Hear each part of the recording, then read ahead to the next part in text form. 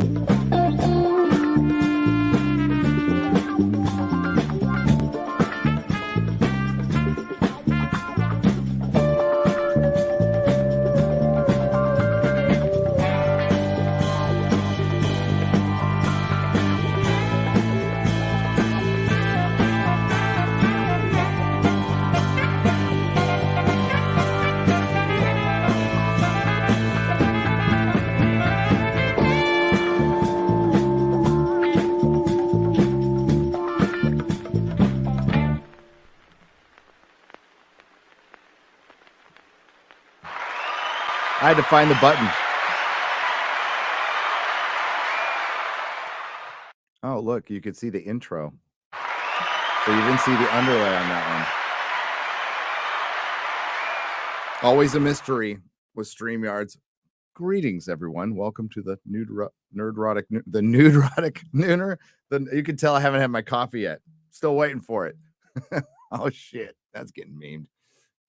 Damn it. I wasn't supposed to cuss that early, too. Well, it's getting demonetized. Man, YouTube's nuts with that right now. I guess they're trying to fix it, but it's ridiculous. So, Shiza. Welcome to the Nerdrotic Nooner. I'll try to enunciate. I have streamed a lot in the last 48 hours. I'm a little out of gas right now. I was a bit of a streaming slut on Saturday, and it was fun. I was on Sporking and Flashcast, and then we did Forbidden Frontier last night, and I woke up about a half hour ago. So a lot of stuff going on. We are a little later in the show going to have Brittany Venti on to talk about Eliza Twitter Blue. See what's going on there. I think Podcast of the Lotus Eaters did a pretty good video on it this morning, and I watched it, kind of getting me up to speed. And we will discuss why it's important to even talk about this, because usually I stay out of this crap, but I think it's kind of up there with Jack Murphy. I talked about this a long time ago. This is absolutely nothing new. There is always going to be the clout chaser and all that stuff, but there's also going to be, and I'm not saying this is even related to Eliza, whatever her name is. I don't even know what her name is, but Eliza Blue. I don't think anybody knows. Once the winds of change start blowing, you're going to see people go to the other side. You just got to watch out for that, because it's never good. It's never good, because it always benefits the machine, the uniparty, whatever you want to call them. So woke Hollywood is out of control as usual, and it's gotten to, I think we're in like peak woke right now. Well, we have to be. Well, I say that. I don't want to. In a lot of ways, I'm still naive. Velma not only hit a new low, they created one. They made one. Something happened to Mindy Kaling. I was trying to wait till the end of the series to go, am I going to do a review on it? Because I've watched every episode. I'll probably do something earlier and just be out at this point, because it's wow. And I could certainly see how people would think it's some kind of like, oh, they did it on purpose to lean into it, to kind of make fun of woke. No. I wish that was the case. This is how they really feel. And I mentioned it in my last video. Kevin Feige said he would like to prioritize entertainment over the message. Well, that's just BS. That's just him spouting out words that he doesn't mean at all. These things called lies. And they're going to continue doing what they're doing. Just look at what they're making. Don't listen to what they say. Watch what they do. Let's see who's here. Mila, how are you? Smooth the DJ, Jamalama, Andrew Stewart, David Moore, Keith Bradbury. Any relation? Toure. Lord Thoth. Kane. Where's your brother? Saka. Jen Andersons of the Tory. The Elusive Fan. And Tennessee Tism. There's a lot of tism. You know what? And weaponized tism. I'm still getting used to my new table here. It's not quite ready yet. My microphone arm won't fit on it, so I got to use one of these. I don't like them. Yeah, lots of tism on the internet, and when it's weaponized, it's such a good thing. It really is. It really is. So Zachary Levi, I don't know why he did this. I don't know why, but I'm okay with it. Talked about Pfizer, because somebody mentioned this in my reply, because I'll show you the tweet. We'll get the context before I get ahead of myself. Again, this is pre-caffeine, so look at that cool shirt. Shazam, Fury the God star Zachary Levi, hardcore agrees pharmaceutical corporation Pfizer is a danger. I don't think that's a kind of a radical belief, do you? A for-profit, and I'm not in the socialized medicine. I have no answer for that, but I just know that these guys are evil incarnate and have been. Pfizer settled the oh my God. Yeah, I really should use Brave. But they settled the it's the biggest fraud settlement in history, which Zachary pointed out. And everybody hated Pfizer 10 years ago. But now they've got like the biggest simps, the biggest fans. The biggest fans. I don't care if you got the jab or not. I have my own beliefs about the jab. I think you're crazy if you got it now. I think back then, people were trying to do the right thing, and it sucks how it turned out. But I think with the information we have now, although as Tim Pool likes to say, I'm not a doctor. He's not a doctor. I'm not a doctor. But I visited one or two. And however you feel about it, I don't think this is a radical belief at all. As a matter of fact, I think he's stating really basic truth. Celebrities bask in using their platforms granted by fame to promote causes and advocate for other things, good and bad. Notwithstanding their knowledge or experience, the latest to take a stand is Shazam's actor Zachary Levi, but there's an intriguing twist. He's coming forward with his skepticism and caution about the big pharmaceutical company Pfizer. The one that makes opioids.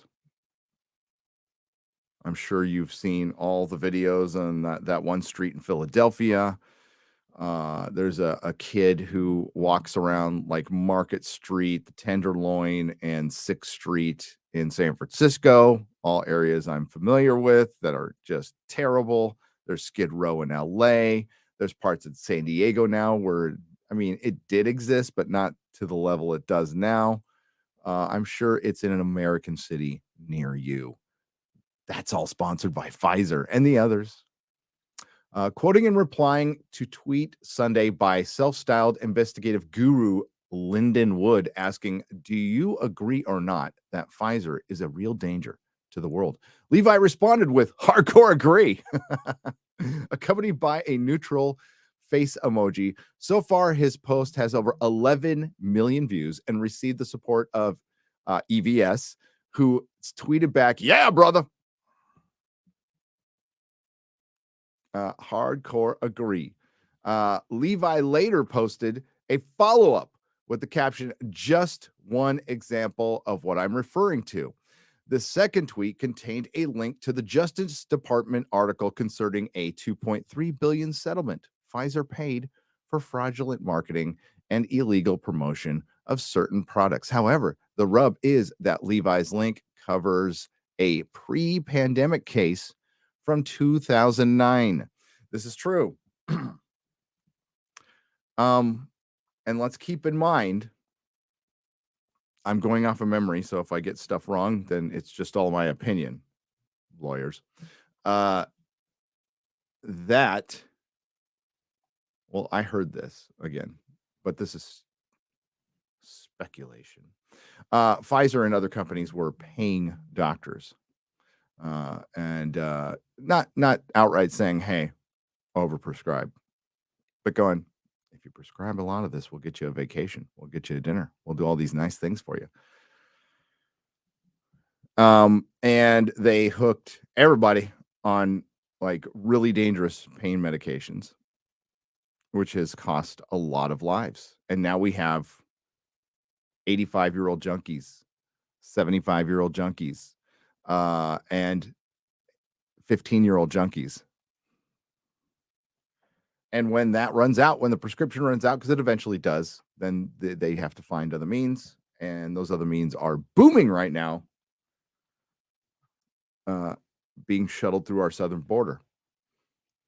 Although it doesn't and believe me, after the pandemic, and I talked about this during the pandemic. Remember when we couldn't even say shit like that? You couldn't say COVID or pandemic on YouTube. How lame. We talked about how the relapse, I mean, this is just an estimate. They don't really know. The relapse rate in AA and NA was 60%. It was just nuts. Nobody could go to meetings. Nobody could go to even rehabs, which I'm not like in total love with, but yeah, but they're heroes now because they came out with I can't even, I mean, people like, he's anti-vaxxer. It's not a vaccine. Oh, wait, they changed the definition. My bad. Although it doesn't rebound well to the company's reputation, it doesn't redound well back to the company's reputation and proves a case history of fraud. Some are pointing out that this link is old, so old it corresponds to the point that Levi's career, where he is well known for the MV series Chuck and other TV roles. It would be another 5 years before he made a short-lived jump to the MCU. It's also clear Levi is walking a fine line here while he is expressing apprehension about one of the major drug companies, a leading manufacturer of mRNA vaccines, and their honesty. The actor hasn't explicitly come out against the shots, mandated or otherwise. If he is anti-vaccine, as they say, it's a perspective he has been quiet about until now and can only be a suspicion. I agree. I mean, we can talk briefly about Shazam. Doesn't look very exciting to me. Looks pretty DOA. And I think James Gunn is just going to be quiet about all these movies until they're done. And then they're going to, we're just going to go in a different direction, except with Ezra Miller, probably. I don't know. But nobody really knows. There's a lot of scoopers doing stuff out there. I think we'll get some news on the DCU soon. And I don't know. Well, we'll have to see after the announcement if there's even going to be like that much excitement. That isn't stopping Twitter from being suspicious and reappraising past Of course, the reappraising will commence. Levi made on Joe Rogan's podcast that were positive towards Jordan Peterson. He is likewise an avowed man of faith, which is enough of a stumbling block for a certain segment of the movie-going population that is leery of people, entertainers, and civilians alike, strictly on that basis. I think it's called bigotry, John. I don't think John wrote this. Religious people are conscientious objectors, even in the medical field, to some versions of the vaccine. The mandating it can be that it be taken or else, as some brands are allegedly creating using cells and parts from deleted younglings, we'll just say. Levi could be one individual, or at least has the mind when forming his opinion about Pfizer and their products. Yeah, like when I saw his tweet, I said, "Here come the Pfizer simps," right below it, and then somebody responded going, "Isn't it weird that everybody hated Pfizer until recently?" And I'm like, it's strange, isn't it? It's so strange. It's my side rooted for Pfizer, so I must root for my side that was chosen for me by people who don't care about me, who will use my identity, my skin color for their own personal gain to benefit the uniparty. Suckers, man. That's it. That's it. It's sad, but that's what it is. What ramifications these tweets and the Joe Rogan clip might have on Levi's job as the big screen's OG Captain Marvel? I think we know the answer already.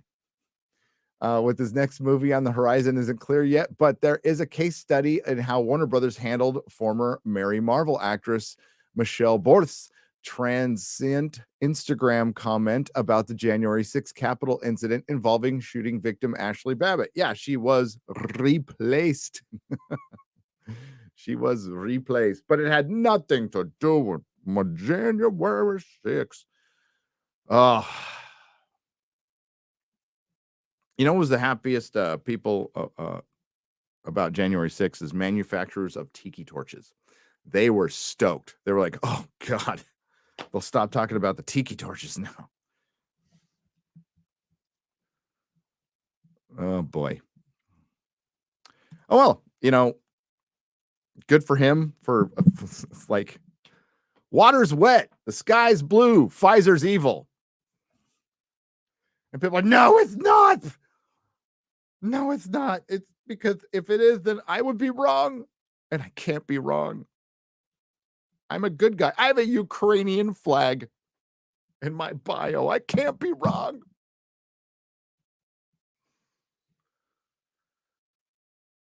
Oh, all those actors back in Ukraine, just ask them over and over again. Is Taiwan a country?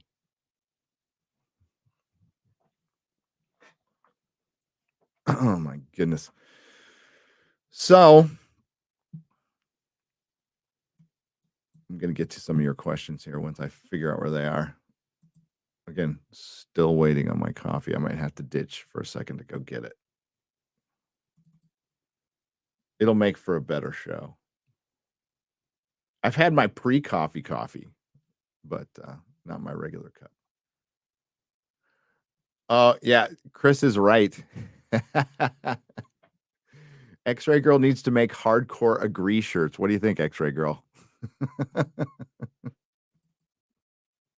That's a good idea. Brian for $25 says Velma makes Scrappy Doo much more tolerable. Yeah, Scrappy's. What are they going to do to Scrappy? I thought it was funny in the movie. They made him the villain. I thought that was pretty funny. Not bad. Not bad. No. I guess I don't want to talk about it too much. I'm going to try to do something a little bit different with my video because like it's been a minute since I reviewed something, but something hasn't come out yet. We got Ant-Man coming. Going to review that. Going to review. I'm seeing freaking Picard all the way through. Okay. And I know a lot of people are excited, and that's good. That's good. That's good. I like Dave. Before we even get to that, Dave Cullen had, I think, the most reasonable approach to it, which is definitely what I'm going to do. It's the same thing I did with House of the Dragon. I went in the House of the Dragon going, this is going to be shit. And it was good. But by the end of it, people, you know, not that anybody cares about my recommendation, but I'm not going to sit there and go back and watch Game of Thrones and House of the Dragon. If you haven't seen Game of Thrones and you just want to watch House of the Dragon, you're much better off that way. Game of Thrones still ends badly. It's terrible. It's hard to recommend, and we still need to kind of see a season 2, but I like season 1. Dave Cullen pretty much said what a lot of us have said. Hail Dave Cullen, by the way. I owe that guy a lot. He gave me a shout out back when I was at the Little Itty Bitty channel, and it really helped. So thanks, Dave. Love you, Ginge.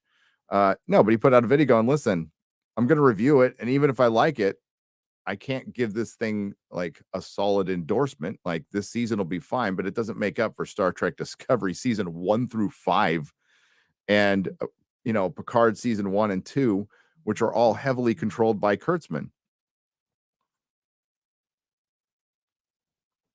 you know, but we're seeing it might not be enough for some people, but we are seeing some change, some efforts to maybe, you know, make things more palatable for everyone instead of 6% of your audience. And I'm estimating high, but that's the current audience score of Velma. And I think that's that's the amount of the world the show is for. Or no, I'm sorry, the amount of Hollywood. It probably goes down to like 0.25% when it comes to the world, to be honest with you. My math isn't good. And X-Ray Girl, she's in the back, but she can't help me with like immediate math right now. What'd she say? You know what you should have said? She said, X-Ray Girl, I said you should make a shirt, or Chris Gore said it, that says hardcore agree. And she goes, I'm already in the works. It's already in the works. But you should have said hardcore agree. That's what you should have said, X-Ray Girl. That's what you should have said. But yeah, we're seeing things turn around. But Velma is like a whole different thing. So I'm not going to review it. Like, who gives a crap? The plot is some girls are getting murdered, then brains are being scraped out of their heads, and you can preserve the brain. Or it doesn't matter, because the plot of it is Mindy Kaling working out her personal issues in a script, saving herself a few bucks to therapy, which I'm sure she goes to multiple therapists. And you got to wonder. I mean, like, no, you don't have to wonder. I know how people are treated in Hollywood, and it creates this. And to put it in a nutshell, to oversimplify it a little bit, there's no friends there. You have no friends.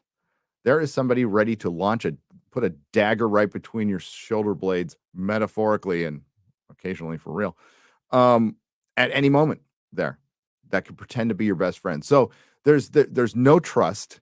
You're on your guard all the time. It's a prison of their own making. So they all pretend to be super. I just love this person. They're so creative. And then once they get behind closed doors, that bitch, there's a lot of that, and drugs. Rupert Patterson for $8.99. Listen to Back in Black, and the line, looking at the sky because it's getting me high, reminds me of you being released from prison. Also, let loose from the noose that kept me hanging around. I listened to that a lot when I was in the joint, but the song that there was a couple of songs that I was listening to on I did the home theme on my way back, but I did I'm Free from The Who and Ozzy. Mama, I'm coming home. Yeah, it was pretty epic. Then I went to Denny's and had the best breakfast of my life. That was a long time ago, man. I'll never forget that day, though. Jake the Movie Geek for $4.99. Velma goes far beyond wokeness. I'm actually sus of anyone defending the show. I would be too. They should go on a watch list, kind of like Cuties.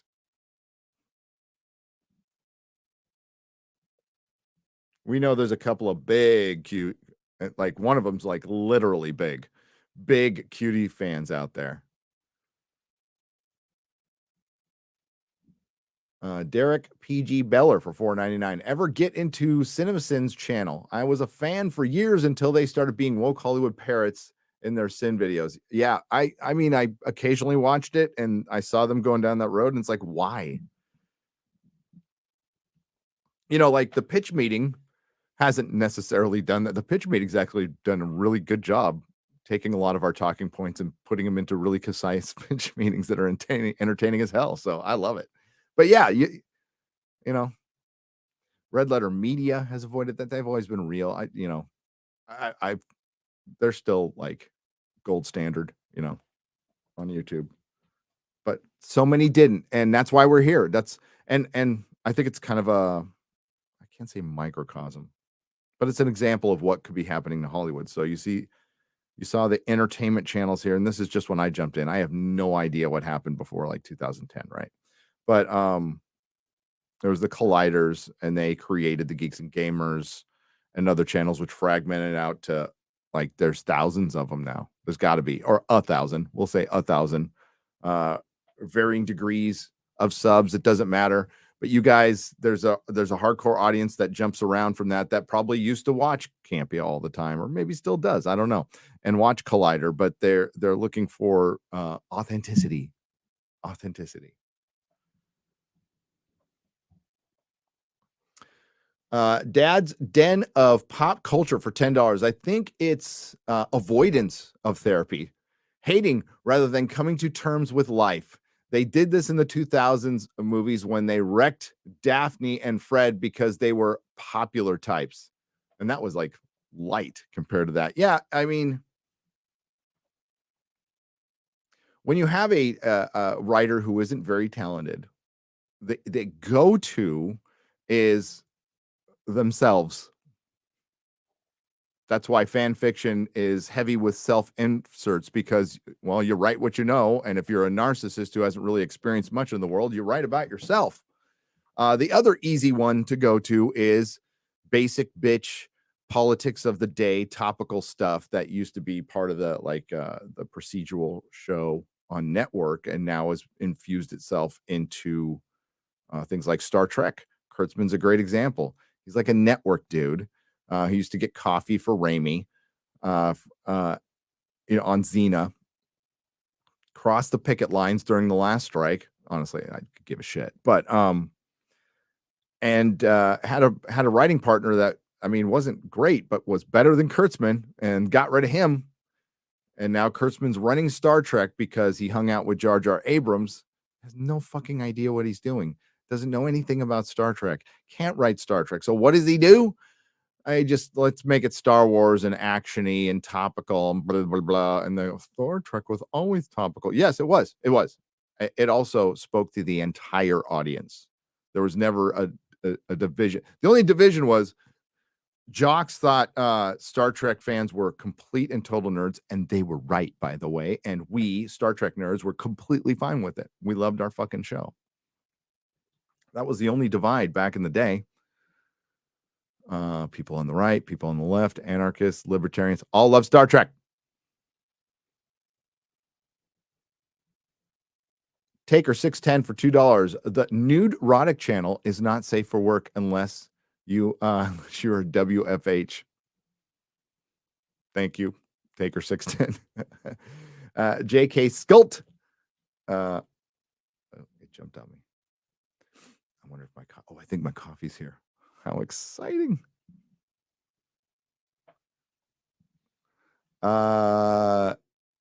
Salty Army checking in. Love your channel. Hail, Salty Army. With the re. God, I need my coffee. Hail, Salty Army. How's he doing? Hope he's doing good.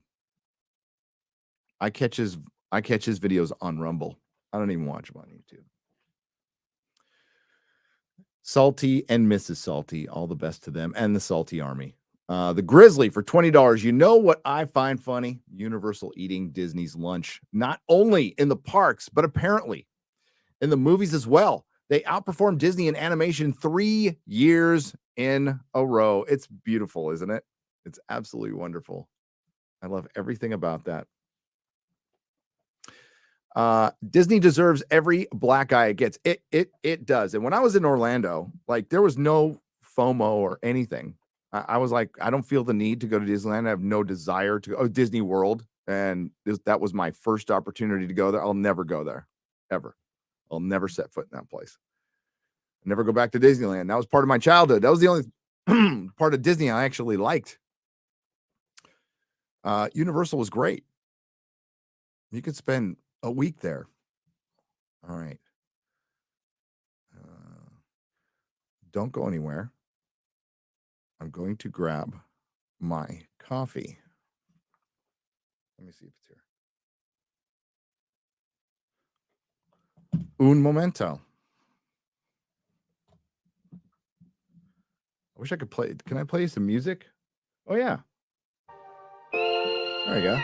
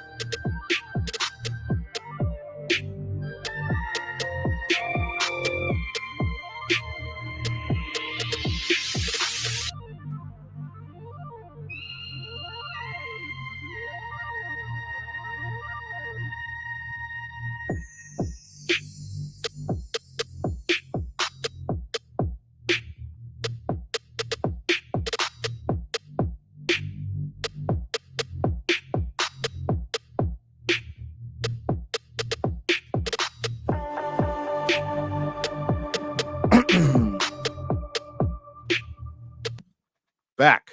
That was really. Don't expect a professional operation here. Just don't. All right. So Velma, where I was on Velma. Velma is unique in like it's like a pop song with too many hooks.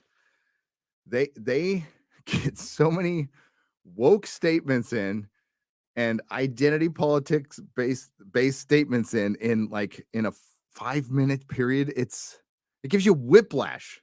Give you freaking whiplash. So I was kind of like done after like the 4th episode, but I'm like, oh my God, I made everybody watch it. So I'm going to see it through.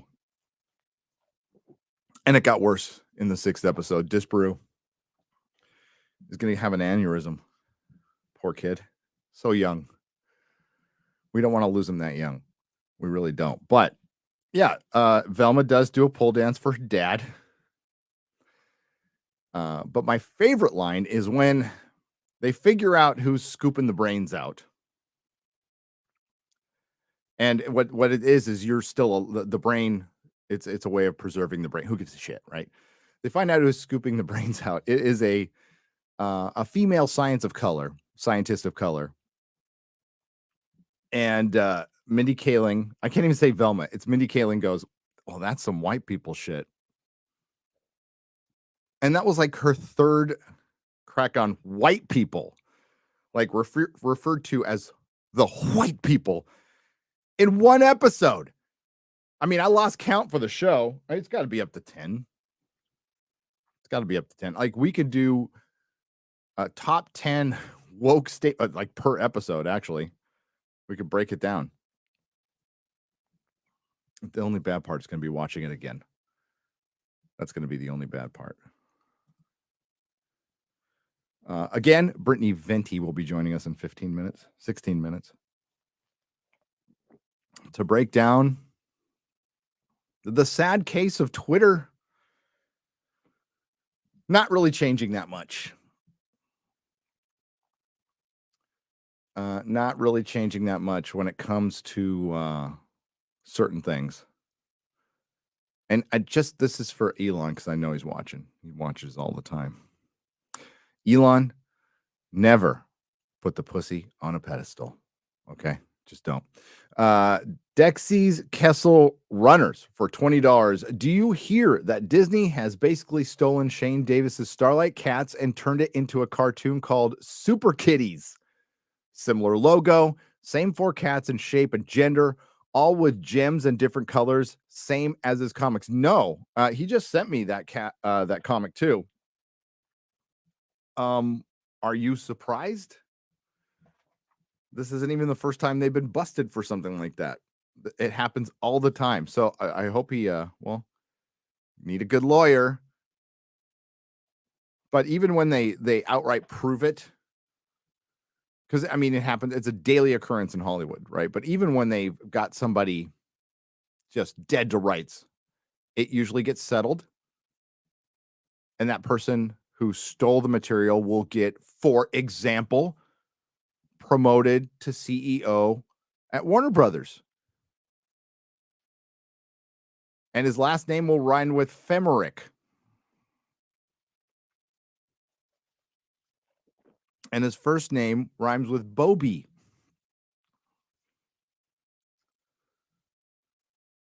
And the film, I can't remember. It had something to do with Dennis Quaid and Frequency. Smooth the DJ has gifted 5 Nerdrotic memberships for $25.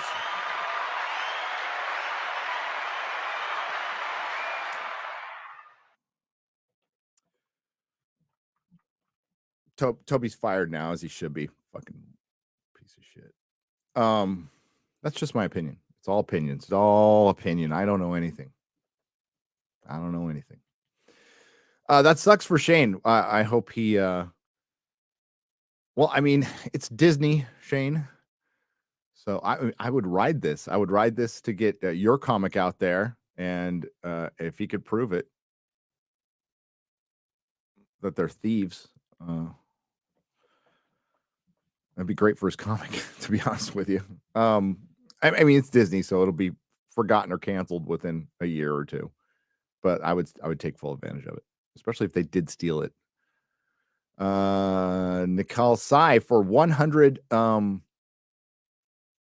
Indian pesos. Indian government rejected Pfizer shot 15 times costlier than Indian one. Holy shit. And media started attacking ruling party. Looks like Pfizer loves to suck money. Yes. Yeah, and they've got a real bad rep in your country for good reason. Very good reason. Royal Raptor 4.99. Gary, he said that because people are getting tired of pretending. They just like communism in Soviet Russia. Eventually, everyone just gets tired of pretending. They do. I mean, you find that out on YouTube a lot when you stream for any long period of time, make videos, or you're out there in the public and you're being something you're not, unless you're a complete sociopath, narcissist, which you know there is the cases once in a while. You do get tired of living the lie, as they say. Razor burn for $5. Just look at Boulder Boy. Gary, any advice to give to an alcoholic trying to quit? Razor burn for $5. Talk to somebody.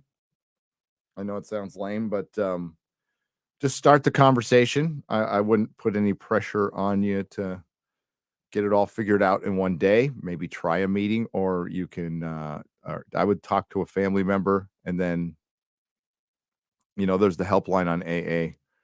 Sometimes, it's all volunteer, and I'll be real with you. Sometimes you get somebody good, sometimes you don't, but it's worth the try. If you are serious. Because look at it this way. I don't want to make you feel bad, but like drunk driving is pretty bad, and you don't want to hurt yourself or anybody else. You don't.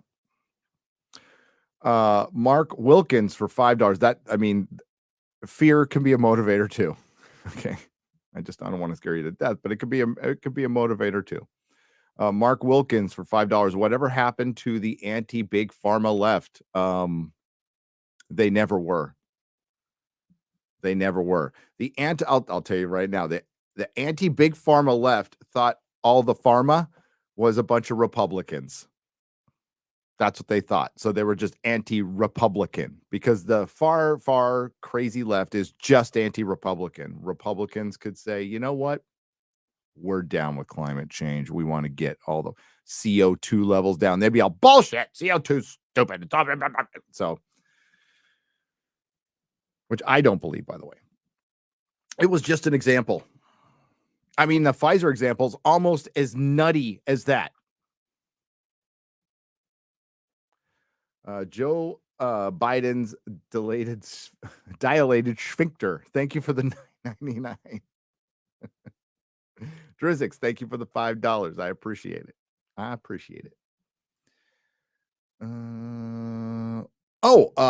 I got to go to my Discord. We're going to talk about Doctor Who.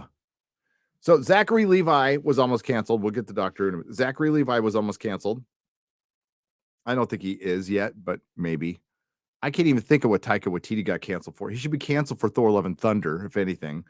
And Mark Hamill liked a tweet from J.K. Rowling and had to like bend the knee, suck the knob, do whatever. And like, I no sympathy for any of these people. You know what? The people who are rooting for Gina's cancellation, when they get canceled, it's just like, how does that feel? Wow, karma, it's real. Chuck was a great show. Matthew Hammond for $5. It did a great job of describing big box retailer and nerd culture. Zachary Levi, Adam Baldwin, and Yvonne Stravinsky were great leads in the show. Yeah, I like Chuck. I did. Thought it was good. It was in that era where things were good. Gary, if you look at society, it acts as a drug addict. Society will ignore the problem and keep going until the problem gets too big to ignore. Example, money collapse and lots of bodies. Thoughts? Roy Raptor for $9.99. That's just human nature. It is in a lot of cases. Then there are groups of people who see this stuff coming, and they're called heretics, and they are shamed. And they might be not. Sometimes they might not be the best at communicating it, but we're out here, and we're competing against people who get all of their news. This is not new. All the news agencies get their news from the AP or Reuters, which are state-sponsored official version of events. They've been repeating that. I mean, this isn't new. This has been going on since news was a thing. It's just us crazy conspiracy UFO guys who were talking about it 30 years ago aren't so crazy anymore, are we? Lee Woodcock for $10. Have you heard of Rogue Heroes? Great show made by Peaky Blinders guy about the founding of the SAS in WW2 as a bunch of white guys being heroes. Can't believe the show was made in 2022. No, I have to look at that. Okay, I'm going to get to Discord real quick.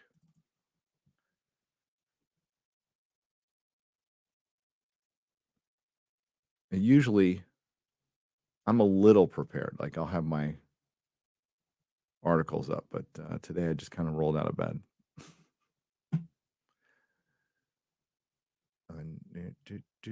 Where did it go? It's not in the Nooner. Maybe it's in research.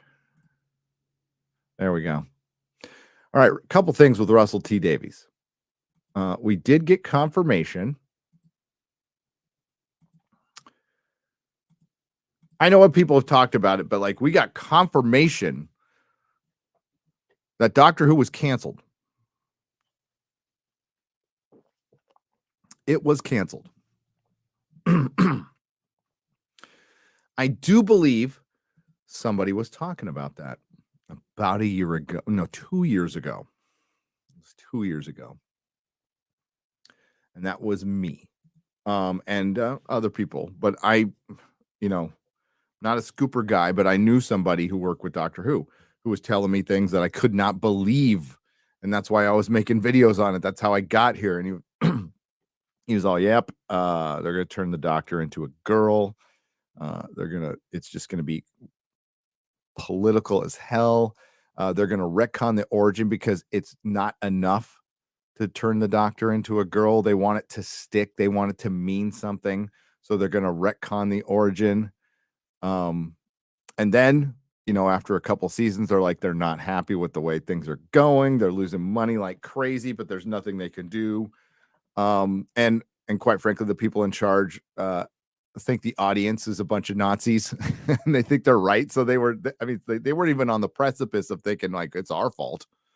Then the ratings absolutely cratered and they were forced to reassess, especially with the loss of so much money in TV licenses.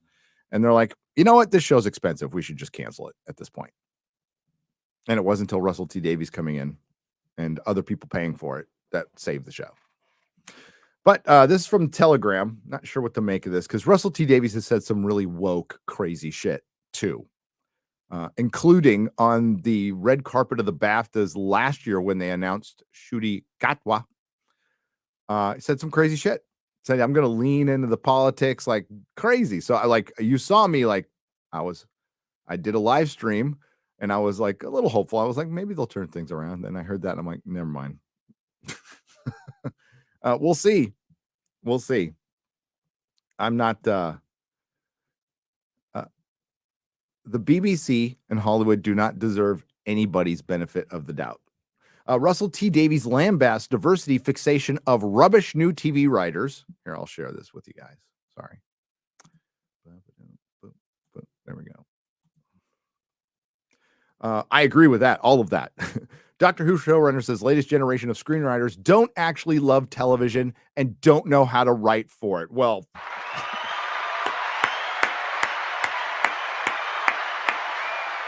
but is he going to go, I'll show him how to woke. Oh, do I need a free trial? I can't look at this. Here, maybe.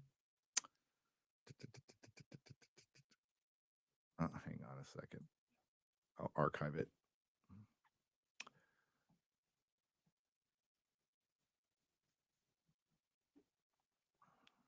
No thanks. Here, I'm going to try to find a alternate to this. Give me just a moment.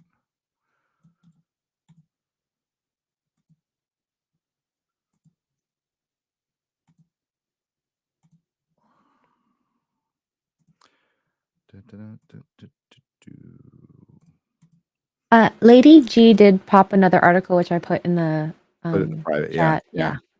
Thank you. Oh, it's bounding. Okay, that's good. That's good. Thank you. See? That's why they make the big bucks.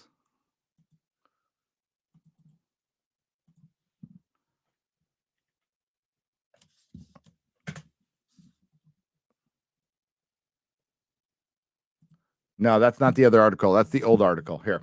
I got this. I got it. That's an old bounding article that I put in there.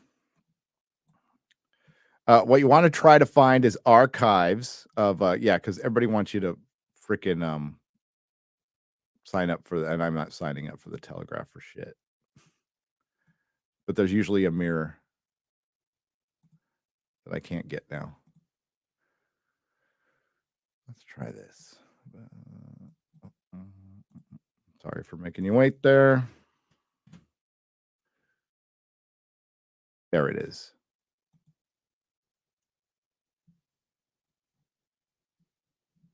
Got it.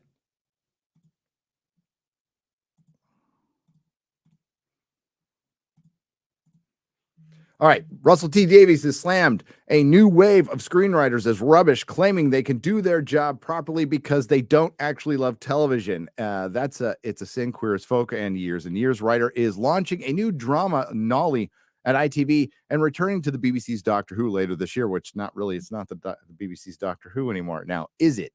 But according to the Telegraph, he has been unimpressed by a new crop of TV writers who he says are more interested in diversity than writing great series.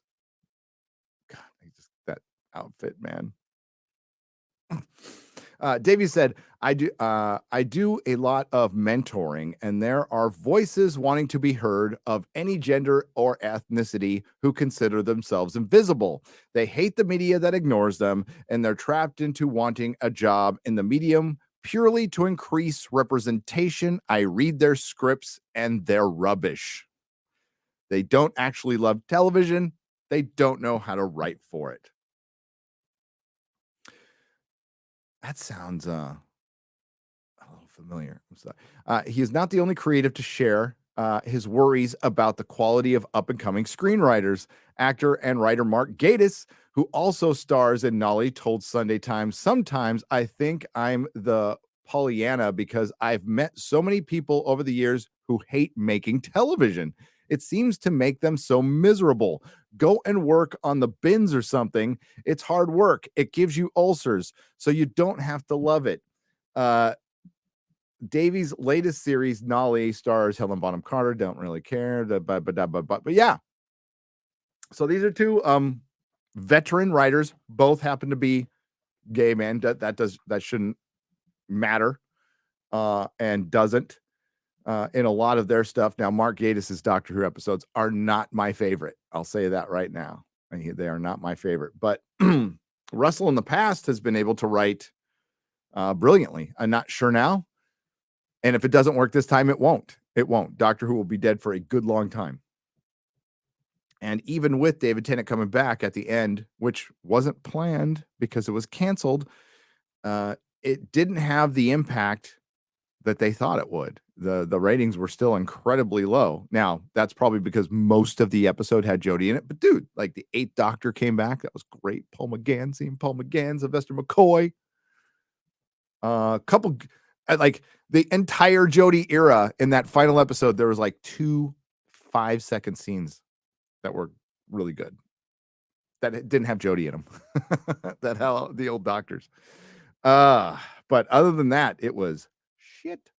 And this is proof that it was. So all that time they were telling us we were racist and this and phobes. Quietly, they were completely agreeing with us. Just wanted to let you know. And a similar thing might be happening with Star Trek. Star Wars, don't get your hopes up. Don't get your hopes up with anything involved with Disney. But yeah, There certainly is. You know what helps bring on change, though? Things like Velma. Acceleration. I'm all for it. I want Velma to get 5 seasons. I don't care. That will drive this shit into the ground and pulverize it into dust, kind of like they've done with our beloved IPs. So, yeah, karma. And good for Russell saying something again. This isn't groundbreaking. This isn't controversial. There are people who are being allowed in the entertainment industry for their identity and their politics and their skin color and their junk, or the junk that they chopped off, or where they like to put their junk, and has nothing to do with art or television. It has everything to do with programming you and me. And wow, so maybe he's gotten back into the genre space and went, holy shit. I was calling all those people Nazis and bigots, and fuck, they were right. Damn it. You know, that's what were we talking about earlier? People don't like to be wrong.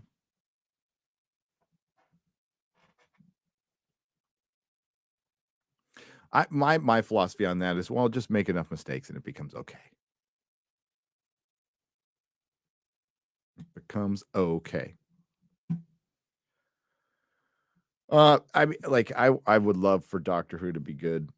That would make me very happy. But there's one thing that needs to happen, and it cannot be ignored. And you know what I'm gonna say: Timeless Children. It's got to go, and it's got to go in the first hour of the first episode. It's got to be gone. And I don't care if it's a David Tennant going, "Oh, that rubbish about me being a little black girl abandoned on a portal. It was a fever dream that the master implanted into the Matrix when he was high on Time Lord ayahuasca."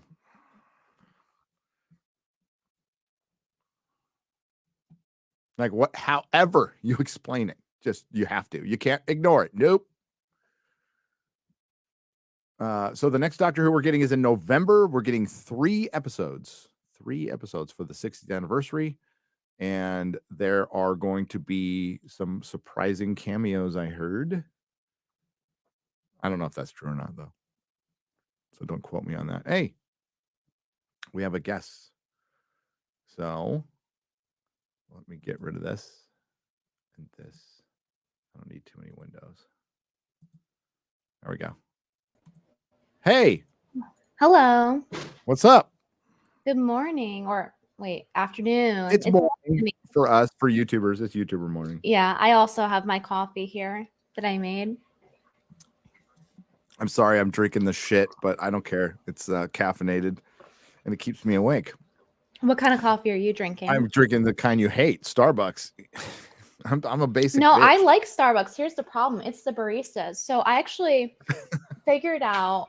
So me and Sean were out at Starbucks one time, and we came to the realization that it depends on if the barista, how many of them have colored hair, like brightly colored hair. Oh yeah, and how many of them have piercings is the exact. It's an exact proportion to how many things they have in stock. Like, because you ever notice, like, oh, they're always out of stock of the thing you want. And it also shows how well the service is going to go. So if you go there and there's like nobody with piercings or like bright blue hair, they will have everything in stock and the service will go great and the drinks will taste great. But if there's people there with bright color hair and piercings, they're always out of everything you want. They're not particularly that nice when they service you. And then they make the drink wrong. That sounds like a brilliant scientific study that I would completely buy, by the way. I'm down with that theory. They need to fund this study. They should. Colored hair people. There's actually a TikTok trend about this. So there's girls who like really coloring their hair a lot, so they change their hair color a lot. And then these same girls, they went on TikTok, and I watched like 5 of them. They all said the same thing. They said when they have bright colored hair, men don't approach them. But any other hair color that's natural, men will approach them to varying degrees. Blonde gets you the most attention, but like the lowest quality. Brunette is like the neutral, and then red is like a combo between brown and blonde in terms of attention. But bright colored hair, they said like men basically ignored them, which Well, I it's thought like was funny. it's like bright colors in the jungle. They're dangerous. You need to walk away. Yeah, Melissa knew the word for that. I forgot it already. She did. When it's I like don't they're know. bright and dangerous. Bright and dangerous. Someone Bright chat colored on and that. dangerous. Not bright. Not bright. So hey, I watched Podcast of the Lotus Eaters did a video this morning on the whole Eliza Blue thing. Oh, they you in it did? towards the end. Yeah. Chrissy's that. mentioned, Quartering's mentioned. Yeah, it's a very British. Let's see what's going on here. We don't want to be labelist, but they were great. They were fantastic. Breakdown of it, and I've been somewhat paying attention. But this thing is getting nuts because what I'm more concerned about is the censorship on Twitter. That's my concern, because it just seems like it's just the old Twitter again now. It's almost acting like ever since you guys got taken off, like other people have been taken off for stupid reasons, and it just feels like Twitter from 5 months ago already again. Yeah, exactly. I'm still locked out of my account. I saw Quartering is able to access this account. I didn't have time to get in a call with him before I hopped on here, but I think he deleted the tweets because my account's still locked. So, I'm gonna call him after this and see what's up with that, because I'm not. But he posted a update thread. He like came back and chose violence. It's just like really a long, okay. yeah. Pull it up. It's like a long, in-depth, concise thread. He came to kill. Excellent. I like that. Oh, wait, why not? At this point, it's like I got my hopes up a little bit about Twitter, but I could live without it completely. I'll be fine. Especially now that a lot of the videos are getting he did. And I just got an email that Defango, the guy who created the initial thread about Eliza that I tweeted at her, that led to her getting my account locked, her and her goon bestie Amanda Jean, he just got his account nuked. I just got an email about it, Defango. So I wonder if Quartering's going to get nuked for the same thing, because if Defango just got nuked for posting that thread, I wonder if they'll do the same thing to Quartering, or if they're too scared to. I think this is a smart move. So I guess for this audience, would you like to briefly, as you can, bring us up to speed on like how we got here?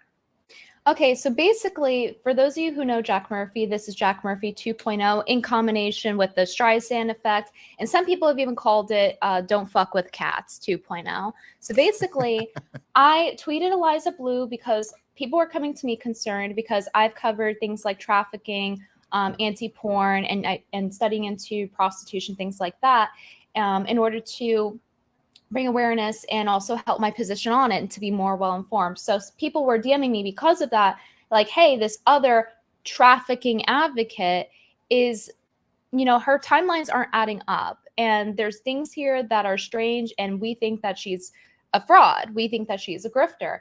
And, normally we hear that about everyone all the time as YouTubers, like your friend is a grifter, this, and that. So, normally we just kind of like brush it to the side. And that brushing to the side is exactly why Eliza got away with this for so long. So I looked into it because they came at me with the receipts this time. They gave me the thread from Defango, who's now, I guess, suspended off of Twitter. And they also gave me a few music videos and gave me some concise points.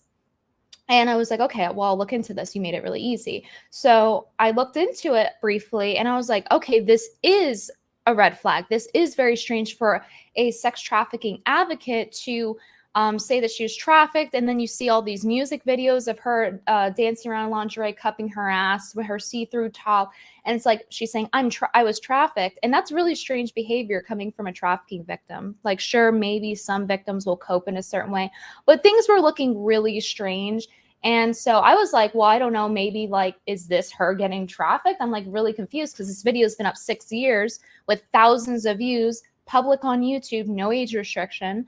And it was also on World Hip Hop World Star, and for the same amount of time, and had 500,000 views.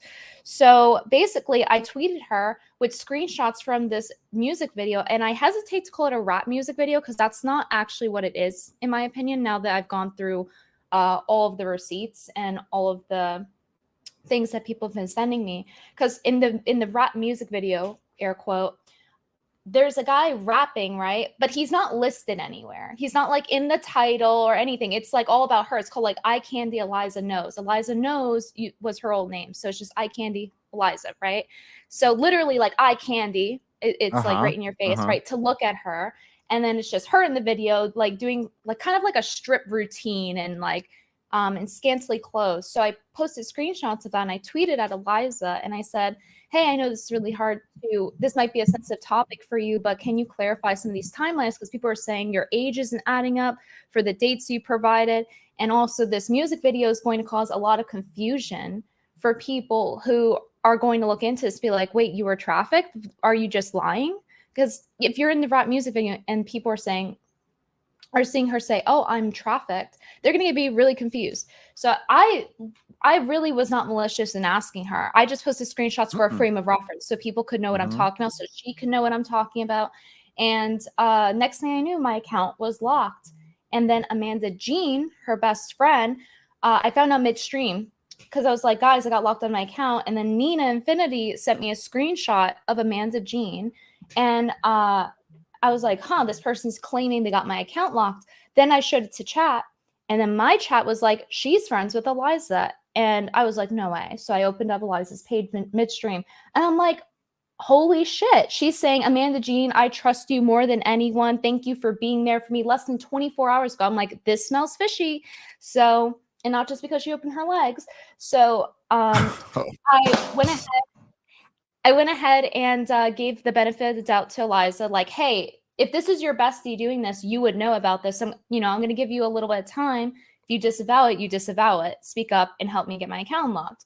So a day goes by and Eliza tweets out that she's going to basically sue me and that her non-consensual images were posted. And her bestie claimed that they were non-consensual nudes, which is libel. They were not nudes, and it was not non-consensual.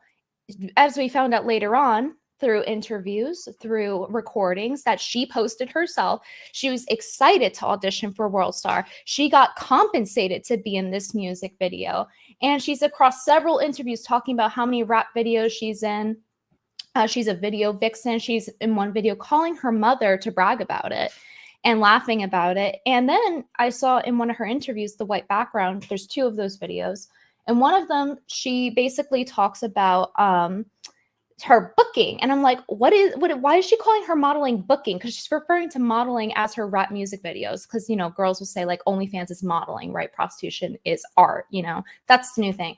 So I was like, that's really weird. Why would you call that booking? She was booked for 150 grand, I believe it was, to have sex with a guy. I'm like, that's strange that they would think they can get that from you. Why is that? And then it's a very specific number.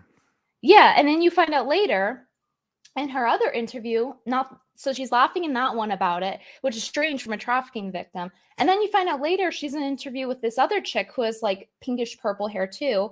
And she is like, yeah, the woman interviewing her, yeah, I was an ex-prostitute. And she was like, yeah, we didn't have a word for it back then. Eliza said we 3 times. So she's admitting she's had sex for money.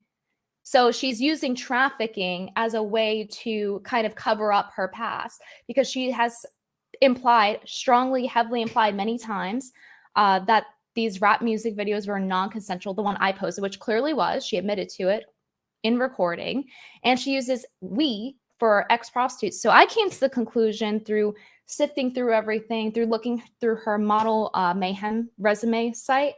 It said an email, and it said Helen Troy bookings at Gmail, something along those lines. So I looked up what's Helen Troy. And I look it up and I'm like, this looks like an escorting site. Like they're like book a model, and then it's just girls who are like half naked. It looks like straight out of Playboy, some of them. So I'm like, this is weird. This looks unprofessional. The site's down. It looks like a storefront.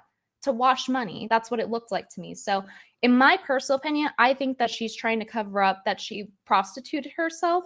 And I think that she's trying to cover up something else she did in that time period.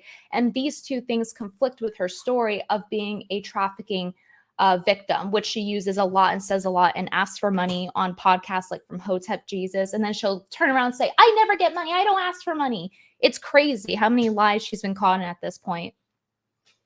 Yeah. Also, is it true her dad is a congressman? From my research, yes.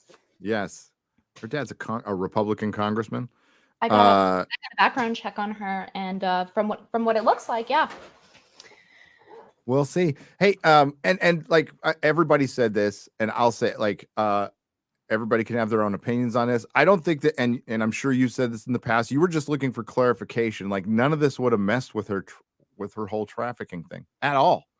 If Yeah, she just come out, yeah, she did this herself, 100%. You know, a lot of people who are trafficked have had to were either forced into prostitution or did it as she said in survival.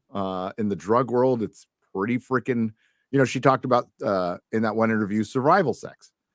In the drug world, that's happening. That what she did, right? Yeah.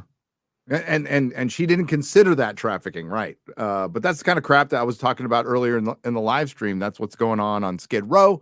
That's what's going on 6th Street in San Francisco on the street. That's what's going on in that street in Philadelphia right now.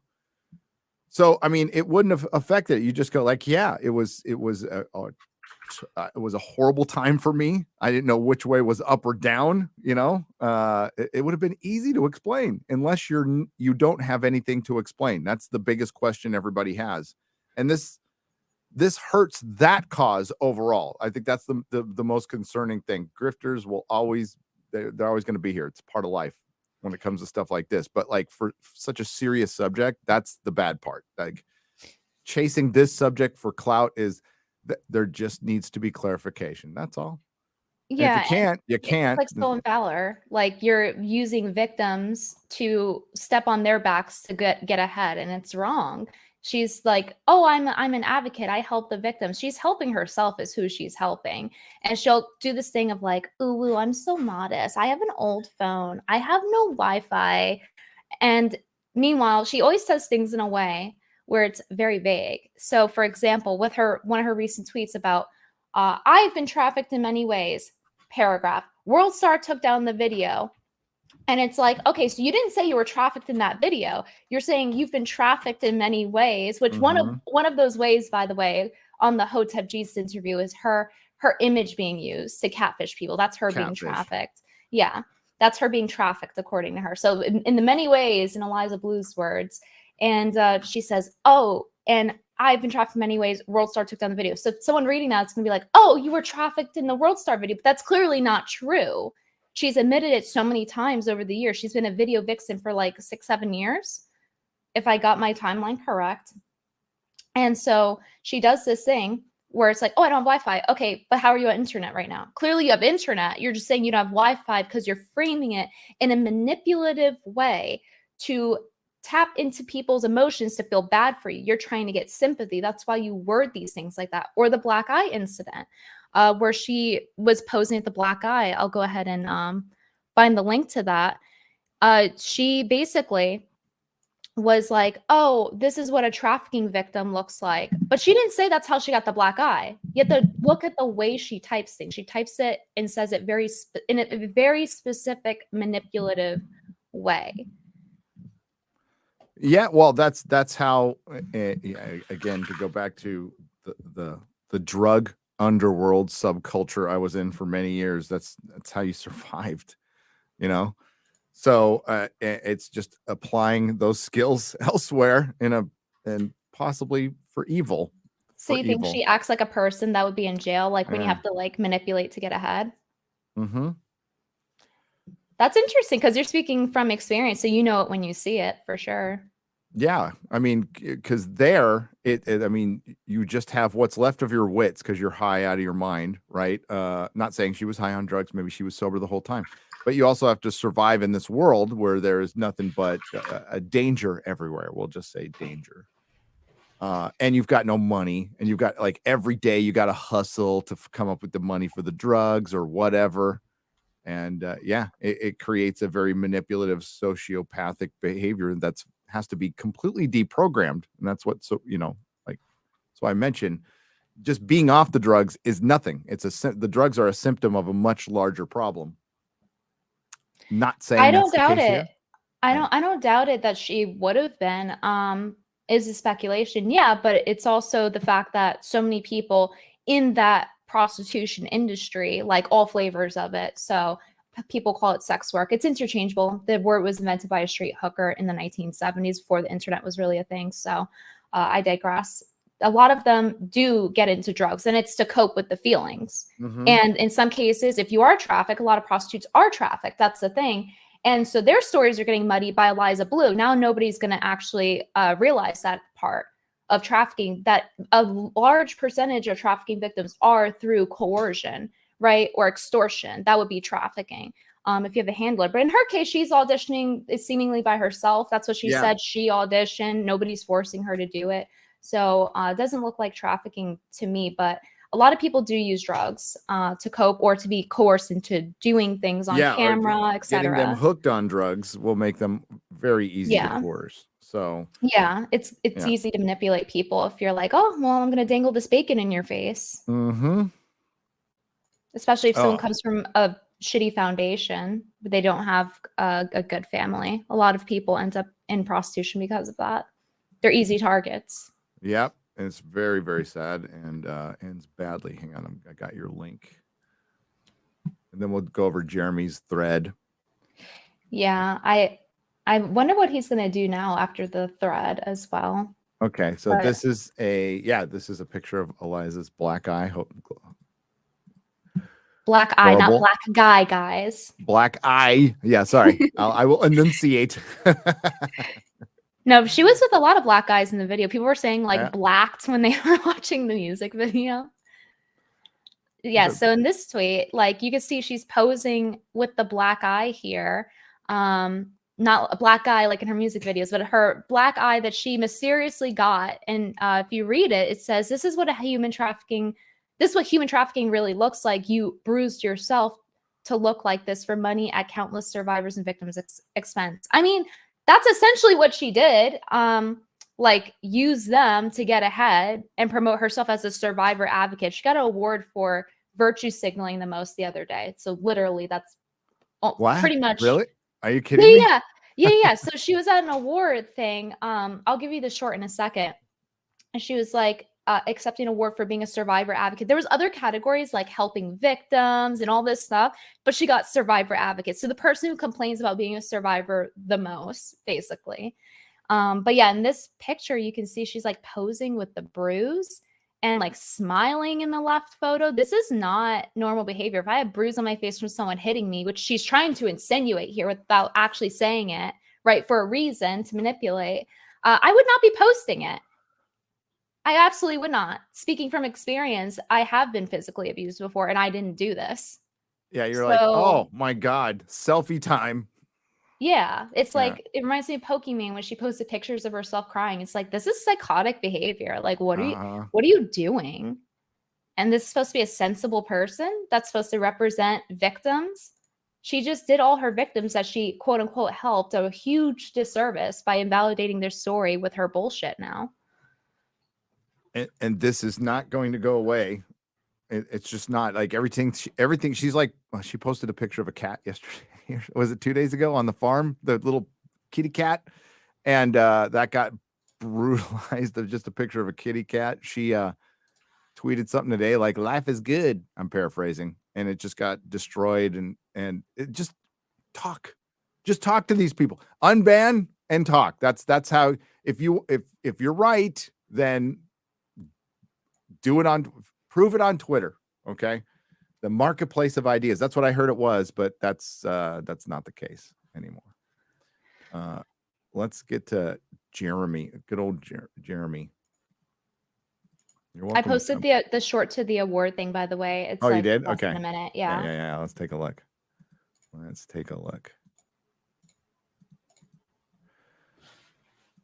All right.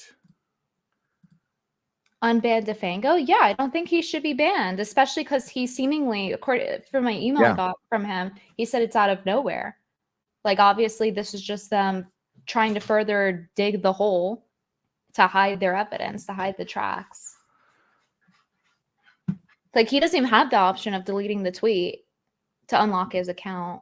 He doesn't? Uh-oh. Oh, well. He's just nuked. Yeah, that doesn't make you look guilty as sin. All right, this is going to repeat because it's a short, but these things. Oh, stop it. A few examples of some of the things that Eliza has done. Oh, yeah, you know. And Yeah, it should be on yours, so click forward. It should have. He didn't, yeah, I'm sorry. He didn't do a mashup. I apologize. okay. They literally had no examples to show Eliza and her good work and her advocacy for the award they're giving her. They had 0 examples. They had no highlights to put in the reel. And she just posted this on Twitter. Like, guys, look at the good work I do at receiving this award for being a professional victim. Here are her highlights. We got nothing, boss. Anyway, continuing. She posted this onto her own Twitter, guys. Let me show you a few examples of some of the things. God. Yeah, that's what they had to show for her good work. Absolutely nothing. And they gave her the award. Oh, and you got to feel bad for these people because they're like, hey, here's this person who's this, we hear is this advocate, and we hear she's done all these amazing things, but we have no examples. But we got the award ready because nobody vets anybody anymore. We don't even know what I don't even know what her name is. Oh my god, this video that posted the recording of her bragging about, like, I watched the Kardashians so I know how to get famous. I was just trying to find that to link to you. That account got suspended too. Their account was McLovin. It was this link over here. I hope I think I definitely have access to the full audio, but now I'm just gonna have to go and like highlight the parts that I need. But yeah, like this link I just sent, this person was also suspended. So it's not just Defango, it's anyone posting. All they did was post clips of her. This is to my knowledge, in real time. Yeah. Yeah. This is crazy. It's just like boop, boop, boop, Thanos snap.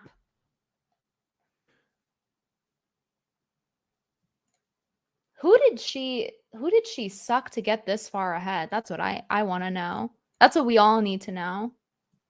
Well, there maybe a lot of people. Elon. Maybe Elon. Okay, so the Twitter, the tweets are nuked, and you just have a bunch of responses.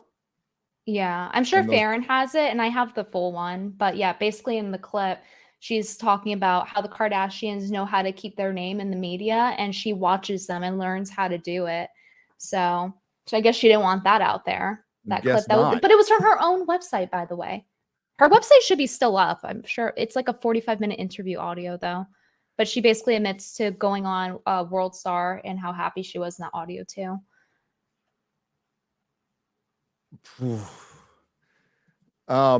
Yeah, it is Jack Murphy 2.0. It's so sad, and it's unbelievable. There's a point where you just like, this is where, you know, we will fill in the blanks. And this, honestly, if it's just like I said before, hey, I was not, I didn't know up from down. My head wasn't right. I was getting pimped out by this one guy, but I was still trying to because like any drug addict can identify. I'm not saying she was a drug addict, that we try to lead normal lives, you know, while hiding our drug abuse. And we think we're so clever about it, but most people are on to us. It could have easily been explained, but the more you go, the more you nuke people from Twitter. They're gonna, you know what that's going to make people do? I'm stating the obvious here. It's going to make them work harder. They're going to be pissed, or they're going to be, okay, you're obviously hiding something bigger. And I think that's what a lot of people are asking right now. Because this still, like even a few days ago, could have been fixed. Easy. Just explain the timeline. That's all. I think it doesn't come down to just explaining the timeline at this point. Jeremy and I both had our accounts down for an entire week. And if she truly was sorry, she would not only clarify and apologize, especially with all the libel that was spouted about me, posting non-consensual images. And then Cassandra Fairbanks, the booker for Temple, heavily implying, accusing me of quote unquote sexually harassing Eliza Blue. Do you know how damaging that would be? Imagine if I were a guy and someone said that. That would be career ruining. People saying this stuff about me because of Eliza, because she's besties with Eliza. So no, it's not just simple as a sorry at this point. It's also you tried to hurt my reputation. People who are surrounding you tried to hurt my reputation. Her best friend, Amanda Jean, and Cassandra Fairbanks. And you affected my business. So if she truly was sorry, she would not only come out with the truth, get my account unlocked, remove any sort of ban that was put on people who posted things about her own recordings she posted on her own websites that she had access to or whatever, her portfolios. And she would also put her money where her mouth is. You costed us money. This is a business. This isn't, oh, haha, petty drama. You actually are a free speech advocate, so to speak, and you're deplatforming people and you're costing people money. You're costing people's livelihoods. How many of our viewers got their accounts locked for this? Chrissy's links getting banned. We can't post Simcast links. Now it gets like, oh, a warning on it. People are getting locked for posting links. This is beyond an apology at this point. Sorry is not going to do it. That's cheap. It's not going to be enough at this point. And Twitter's involvement, Twitter's trust and safety involvement in this meet the new boss, same as the old boss scenario. You know, it's about fighting the elitism, and you know, Jack Murphy using men and not being about men, being about himself, being the alpha giga chad that he obviously wasn't, and you know, listen, you let yourself get taken advantage of. I take full responsibility for everything I've done, but that doesn't excuse the grifter going out there and we're, you know, especially with the alpha male shit. Okay, no alpha male needs to say they're a fucking alpha male ever. Yeah, and pay for my pyramid scheme. Yeah, fuck that. Just, you know, find somebody in your life. Find a coach, a mentor, a dad. That would be nice. We need more dads. More dads would be good. And that's on dads, by the way. That's on men. Men need to stick around a lot more. Yeah, something people don't realize is when they say daddy issues, it's less about the girl and more about the fact that, like, what about the dad? Like, the daddy issues, it's on him. He was supposed to do his role in that. And think before you sleep. Sean said, don't forget that Twitter committed libel by saying the photos were non-consensual. Yeah, literally Twitter spouting libel as well. So yeah, this is beyond a just sorry for sure. So the quartering comes out. He's back. Jeremy's back. If he wants to come on, he can. I don't know if he's probably not watching. He's probably making 6 videos right now. But sorry to keep you waiting. Complicated business, complicated. To celebrate my return, I would like to announce the first installment of the Eliza Blue files. My multi-part series, part 1, how a clout goblin infiltrated Twitter trust and safety with lies used to ban their critics. Clout like goblin. I do too. Literal clout goblin coming after us. Many of you are aware the dozens of YouTube creators, investigative reporters, including Camelot now, our good friend Yellow Flash, who were affected by this. Chrissy Mayer, of course you are. What the hell? So she has to undo all of that, by the way. Like, if she was sorry, she would have to undo all these bans. It's like all of the people you just mentioned, plus Stefango, plus like all these other people posting receipts that also got their accounts locked and banned. So I doubt she can at this point. Like, she could, she really wanted to, but it's a lot to undo. You know, you're seeing all these accounts get banned, and I see a couple accounts, like older accounts, coming back, and it just takes all the fun out of that. Because, like, oh, so there's some previous banned account. I mean, like, Nick Fuentes was allowed back on the platform for like a day before he got banned again. But then, you know, quartering's gone, Yellow Flash is gone, you're gone, Camelot's gone. It's like, yeah, fuck this. You know, it's one platform. We thought we get some fucking change. One platform out of a dozen or whatever, and nope. So can't have any expectations. No, you cannot.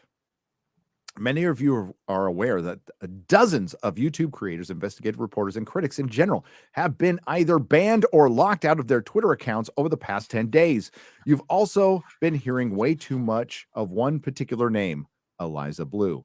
Here is why. Eliza Blue is is most recent of nearly a half a dozen alias names this woman has used in the past few years.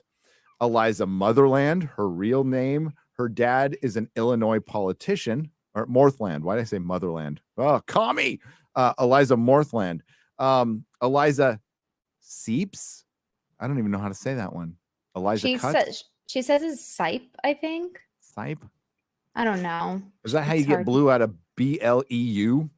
Okay. Fun fact. So people are saying she shows symptoms of cluster B personality disorder. She actually got the name Blue from one of Kanye's models or something that had the last name Blue, like BLUE, the color. So she just took that and like stole it. She adopted that personality. So that's why she's Eliza Blue, from what I heard. That's what I was told. Single white female shit. This is getting crazy. Eliza Eliza knows, totally normal for someone to have 5 other names, right? Sure. No. Not really. Eliza Blue has chased fame her entire life. From dating the lead singer of My Chemical Romance to a TV appearance on the Steve Harvey Show and a dating show Blind Date. Yeah, My Chemical Romance. Remember that band. She also appeared in no less than 4 rap videos as a video vixen. Her words, it's more than 4 now, isn't it? I counted like 7 or 8. Okay. From what I found, but in her resume, she says it's over 20. So we've only found less than half of them, by the way. Oh boy. Here is where things get spicy. Just under 2 weeks ago, one particular video resurfaced on the internet. One of the last 4 known rap videos that starred Eliza Blue, Nose, Spears, whatever, Motherland, a video that had been on YouTube for over 6 years. Nothing about the video was remarkable. The only thing of note was Eliza Blue's response. Eliza Blue immediately leveraged her deep connections at Twitter, which is true. Well, it's certainly looking true. Let's put it that way. It's looking true. I got to be super vague, because whatever. To begin locking out anyone who posted the publicly available video claiming it was non-consensual. Twitter head of trust and safety publicly backed her numerous times. The only problem here is she lied. She lied, according to Jeremy here. Well, according to a lot of people. She was excited about the video. She begged World Star Hip Hop to produce the video. She pitched the video directly to World Star Hip Hop. She pitched the video, and she is on video going, yeah, like, I'm totally happy with this. She was blessed and almost pissed herself, in quotes, to be around the fancy equipment. Proof below. Eliza, is there? That's the audio that was banned, by the way. That audio right there. Yeah. Can we play it? The guy got banned for it. So he got banned off Twitter. Yeah. All right. That was when I tried to link you. And I look at that now and I'm like, dang, I was so skinny, but it was a size. I don't care if any of this gets hit, by that the way. World Star video, I was a size 8, and I still would have classified as a World Star, as a plus size model. That's what's crazy with the world, is that I still would have been plus even in that World Star video. And I look at that now and I'm like, dang, I was so skinny, but it was the summer. Accent? I was doing a lot. I was so skinny. But, honestly, for one, I was blessed to work with one of the dopest directors in the game. Like, in the game, right? Shit. I was so blessed. She blacker than me. You know what I mean? To work with him. He had a Red Dragon camera, and I almost pissed myself because it was like a Red Dragon camera is so expensive to work with. This was like a vision of mine. Not the actual video, but like the idea of wanting to do something of that caliber. This is so incriminating that it's funny. It's really so humbling. Like, it dropped me to my knees. And to him, it was like every day. He used to work with like Little Wayne, Young Jeezy. It was expensive. Migos, Rich Homie Quan, all these people, like the list goes on and on and on. And I'm over here like, dang, World Star took a chance on me. You know what I mean? And now I got this Red Dragon camera. Yeah, girl, it was just very, very, very, very humbling. And it's still to this moment, it's still very humbling. I just feel so blessed. And the way the whole thing came about, and I've never even told anybody this besides maybe a couple girlfriends, was I had a vision. I couldn't sleep one night. It was her vision. And I had a vision. Non-consensual. I said to myself, what would take me to the next level, like for myself? What will get me to that next level of that anything to get ahead? I want to reach. And bring them that art, bring them that passion, but still keep it within the scope of what I'm doing. And at about 6 o'clock in the morning, I just got this thing in my head, like World Star. World Star reaches the most people, like honestly, like that I could reach. You know what I mean? I'm never going to be on entertainment television. I'm never going to be on TMZ. You know what I mean? Unless I do something crazy or stupid. Like, I'm never going to reach one. Oh, she made the news all right. She made the news. Be careful what you wish for. Yeah, it was through technically the mean she said, just not in the way she would have probably wanted it. But she's probably, honestly speaking, she probably is enjoying the clout, even if it is negative. People like her, they really thrive off of that.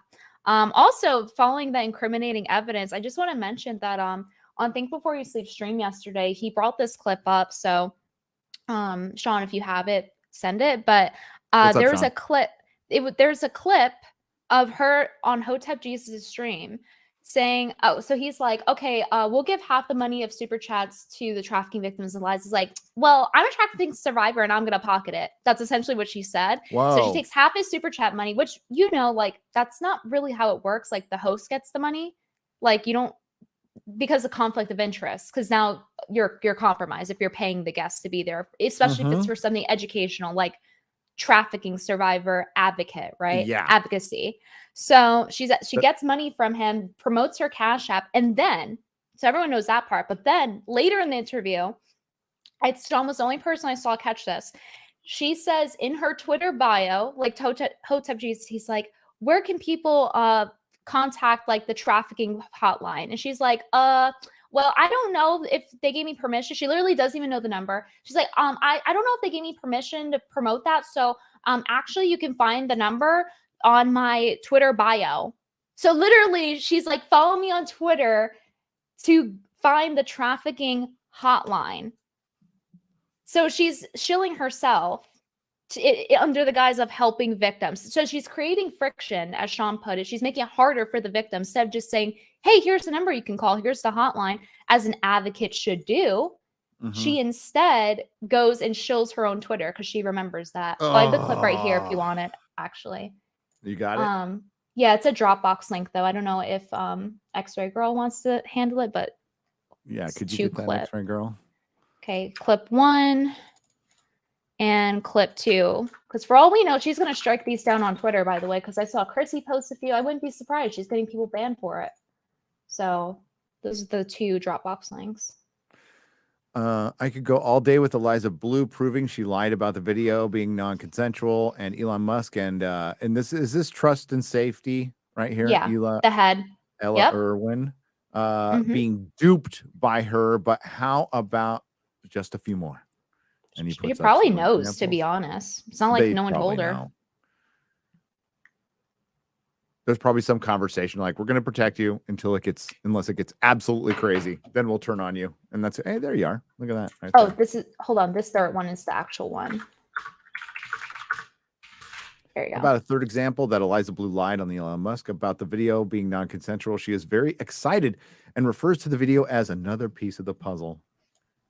People were getting blocked by her, but she didn't explicitly say like, oh, this is a video that was non-consensual, because she's literally saying how it was such a great thing.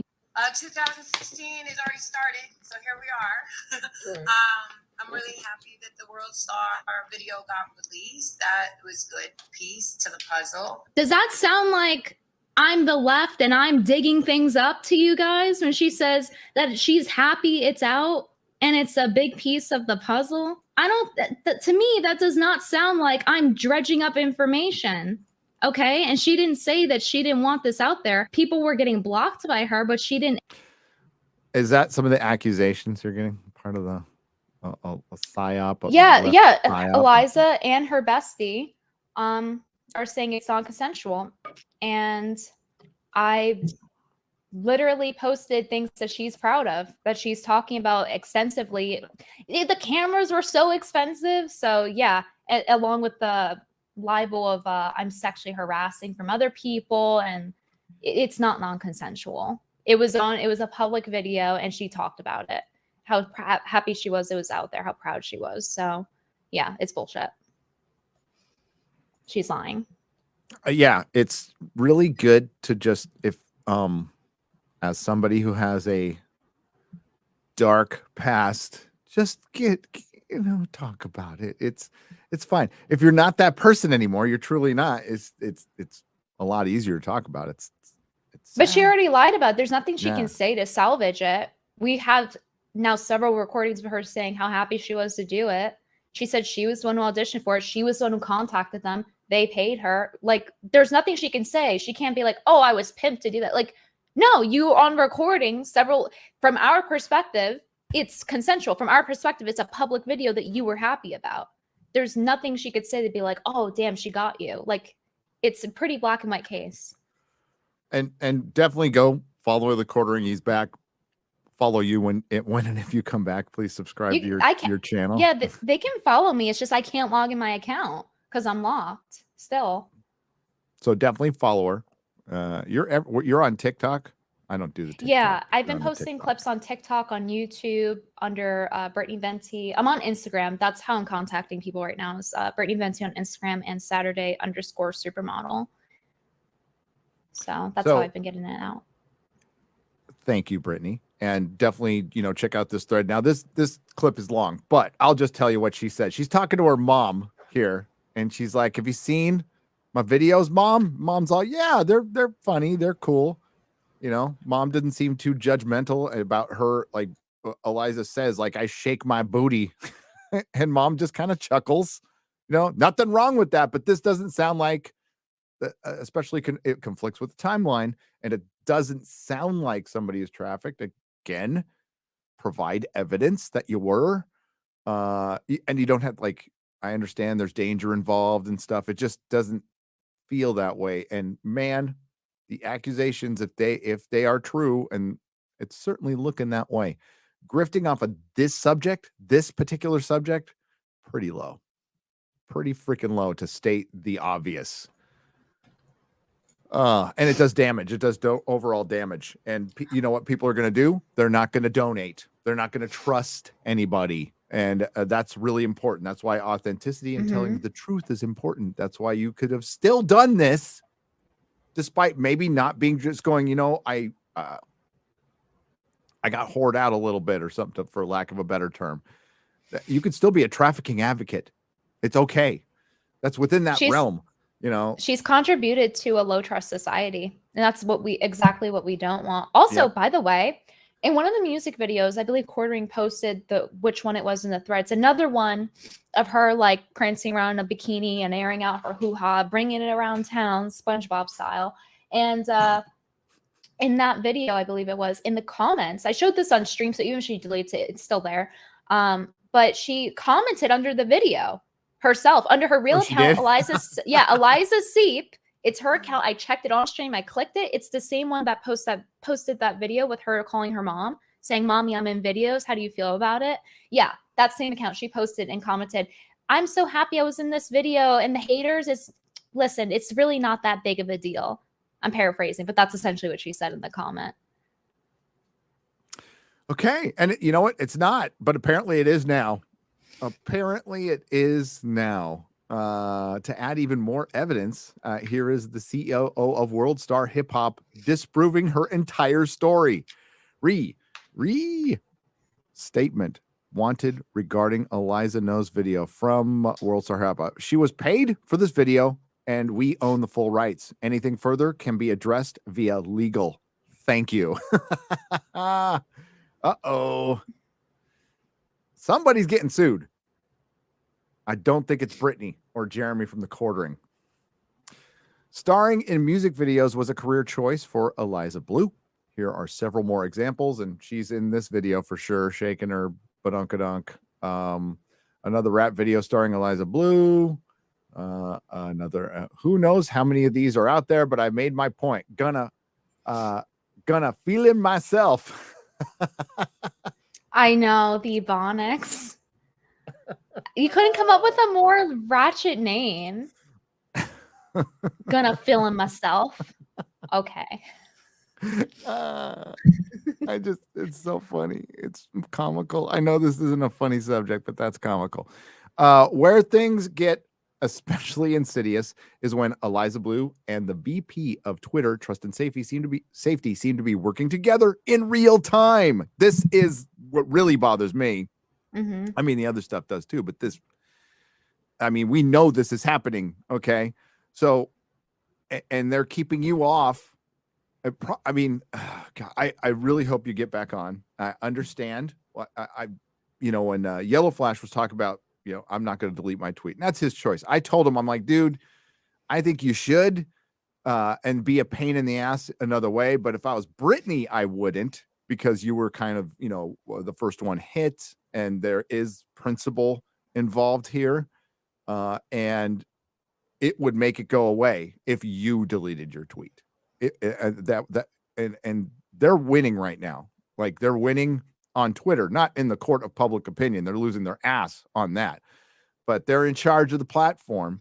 And this has done tons of damage to Elon and Twitter with the people who are really excited to come back. How many people came back to Twitter who were gone for years because of this?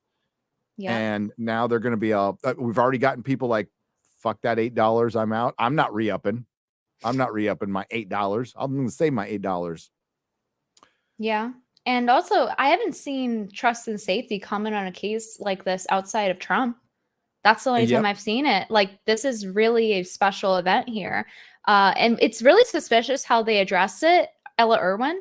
But then she goes ahead and says, we can't comment publicly about specific cases, like talking about my case. But they just did, like, earlier in the week, publicly, replying to someone. So they backpedaled there. And my conspiracy mind thinks there's something way bigger going on here. I just think there is. This is a lot of effort to cover up some hip hop booty shaking. Okay. Yeah. It seems like there's something else going on. Could be wrong, but I don't know.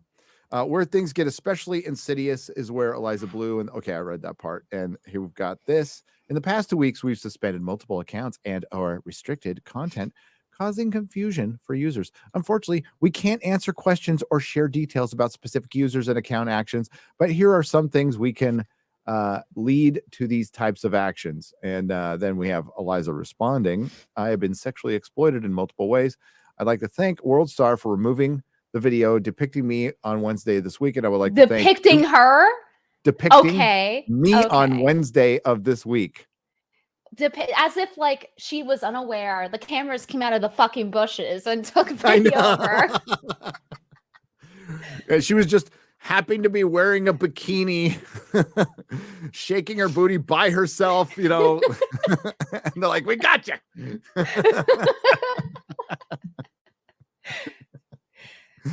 I'd like to thank Google and YouTube for removing the video on Wednesday. I would like to thank Twitter and Twitter safety. Even more concerning is that it seems Eliza Blue is working directly with the VP of Trust and Safety to rewrite the rules of Twitter to cover her tracks. Ella Irwin Panic released the new rules on Saturday, again, moments after Eliza Blue news. So maybe somebody's got some dirt on somebody. See, again, my mind's going to wander on this. It's so funny how she thanks them like it's an award, by the way. I know. Thank you so much. I'd like to thank the Twitter Trust and Safety Board. And in the past 2 weeks, we've suspended. Oh, I've already read that one. Okay, so they get the new rules. And in such an important point, I dedicate its own tweet to it. Eliza Blue does not work at Twitter, yet she seems to be dictating policy to serve her own agenda. It is baffling to me why Twitter would incinerate their entire mission of transparency and trust and its users to protect one random woman from a nothing burger video from 6 years ago, or 6 or 7 of them, Jeremy. Even more confusing with Eliza Blue would destroy her credibility over, again, a public video she begged to be in 6 years ago, and ignored that for 5 and ignore the 4 or 5 other videos out there. Many people are speculating it may blow up her timeline of being trafficked, which it does. Yeah, if you do, I mean, it's hard to do some of the calculations because she seemingly lied about her age. Now we have pretty much confirmation that she's 41, I believe it is, and she does have a little bit of an overlap in the timeline. She says she's trafficked, and when she was in the music videos. So I suspect that that's why as well. That's why she's hiding it. It's less about the twerking, and which does confuse people if you say you're a trafficking victim, but also it's the timeline overlap. And that's what started this, was me pointing out the timelines in that thread Defango made and tweeting it at her and asking her about it. And really quick, Crowdcrawler posted evidence, like time-stamped evidence of me DMing him about it before I did this stuff. I can't remember if it was exactly during or right before. I'm pretty sure it was before. And I was like, I don't want to step on any toes. Do you know anything about this? And he posted the screenshots of the DMs. So there actually is evidence that it was not malicious. Crowdcrawler one on Twitter. Yeah. And she's acting like everything is. And it just makes you look like Jack Murphy. It does. And it's worse. It's worse. It's gotten ridiculous. Yeah, because Jack Murphy, I mean, had his own little website and was pulling his own little thing, whatever. This does have victims. If she is doing this, this hurts real victims. Yeah. Again, it's insidious. Maybe it has something to do with her stating in her own words, this video was filmed years after she was saved in 2012. So she was saved in 2012, right? Is that the narrative?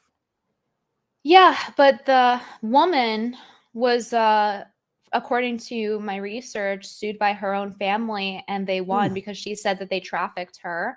And the owner of Eve's Angels, the person who validated Eliza's story, literally got sued for spouting libel, and her family won like $40,000 or something like that, or like $30,000 and then lawyer fees because she didn't bother showing up, according to the documentation I read. So even the person vouching for her story doesn't seem legitimate from how it looks. So it doesn't seem to be a reliable source. So everything's looking fishy, even the people validating her story. Yeah. Wow. Sued by her own family. Yeah, the person who owns Eve's Angels. That makes Christmas weird, doesn't it? Like, we totally sued you. Okay, I think at the very least, I have proven to Elon that Eliza Blue is abusing her connection inside of Twitter for personal reasons, that Ella Irwin is suspect at best. The creators were falsely deplatformed due to these lies, should be immediately reinstated. I totally agree. In part 2 of the Eliza Blue files, we will discuss stolen charity money. Oh no. Her curious connections and allegations she lied about starting Safe House for trafficking victims. I didn't want to do this. I don't think it's fair to dunk on Elon Musk or anyone else for being duped. I think 2 things can be true. Eliza Blue could be doing great things for trafficking victims, and she could be deplatforming critics. It's what people do now that the info is out there that matters. Agreed. I've lost faith in Twitter at this point, and I may be banned for this thread. Please follow me on Locals. There you go. Follow Jeremy on Locals, thequartering.locals.com, on Telegram, or subscribe to his YouTube channel, which you all are. You already know. So I totally agree with that. And it's being used to silence people. It doesn't look good at all. So the longer this goes on, the more she's done. She's done. Even the people who aren't calling her out right now, they're just going to quietly not answer the phone anymore. You'll see it. Exactly. I like how it's called like the blue files. We have Twitter files, and then now it's like Twitter files 2.0, the blue files. I love how he formatted it just like the Twitter files. So that was great. Well done. Please help Jeremy on Cash App. He can't afford internet. Yeah, that's what Eliza says. I don't have Wi-Fi. Literally 2 years later, she ran like 2 GoFundMe's, has money from Hotep Jesus on a stream, and like, oh, I can't afford Wi-Fi. It's like, how expensive is Wi-Fi for you? You still can't afford it 2 years later, and you have an old iPhone. Ooh, you're so humble and modest. Okay. I never take money. That's not true. That's just. But yeah, if you want to pull up the clips for the receipts to show what I was talking about. Did you get those clips, X-Ray Girl? Have you downloaded those yet? Here, I'll try it. They're great. I will try it. I don't know. Yeah, I'm interested. I'm interested to see if Elon responds to Jeremy's thread, since it has a lot of tension. Oh, we can't hear anything.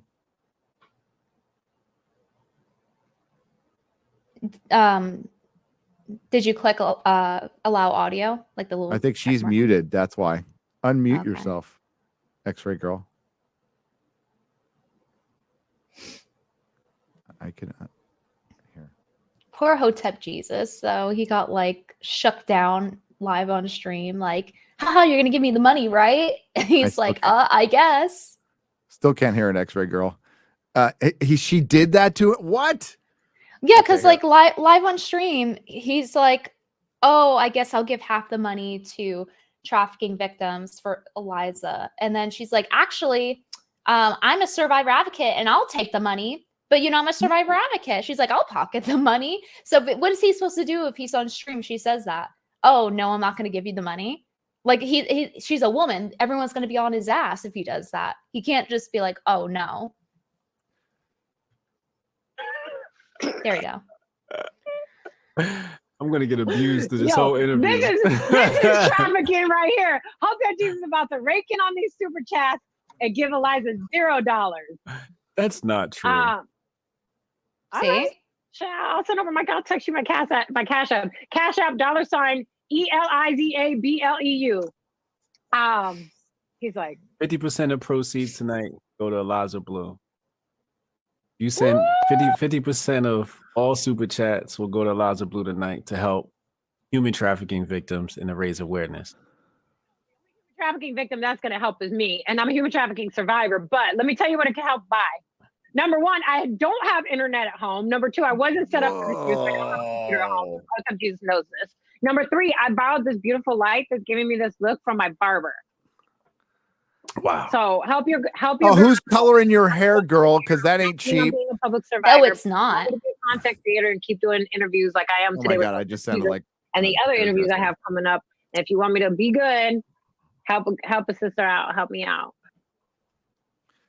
Help a sister out. Help a sister out with her facial work. She's clearly, I'm not judging here, but she's had a little facial work done. You can see it, and that hair ain't cheap either, because I know how much she looks high maintenance for sure. Oh, for sure. And anybody who what you're sitting there advocating, it's like, oh, it's going in my pocket. That's horrible. That's horrible. That's freaking terrible. Yeah, and the other 2 clips are what I was referring to earlier about the trafficking hotline thing. Like, I can't believe she just put this out there, to be honest. I've never asked her permission if I can promote them. Okay. So I'm not going to, because when I left the game, my traffickers lost a lot of money. So I don't want them to become a target for my former abusers. My former abusers are still out there and kicking. They know where I'm at. They know what I'm doing.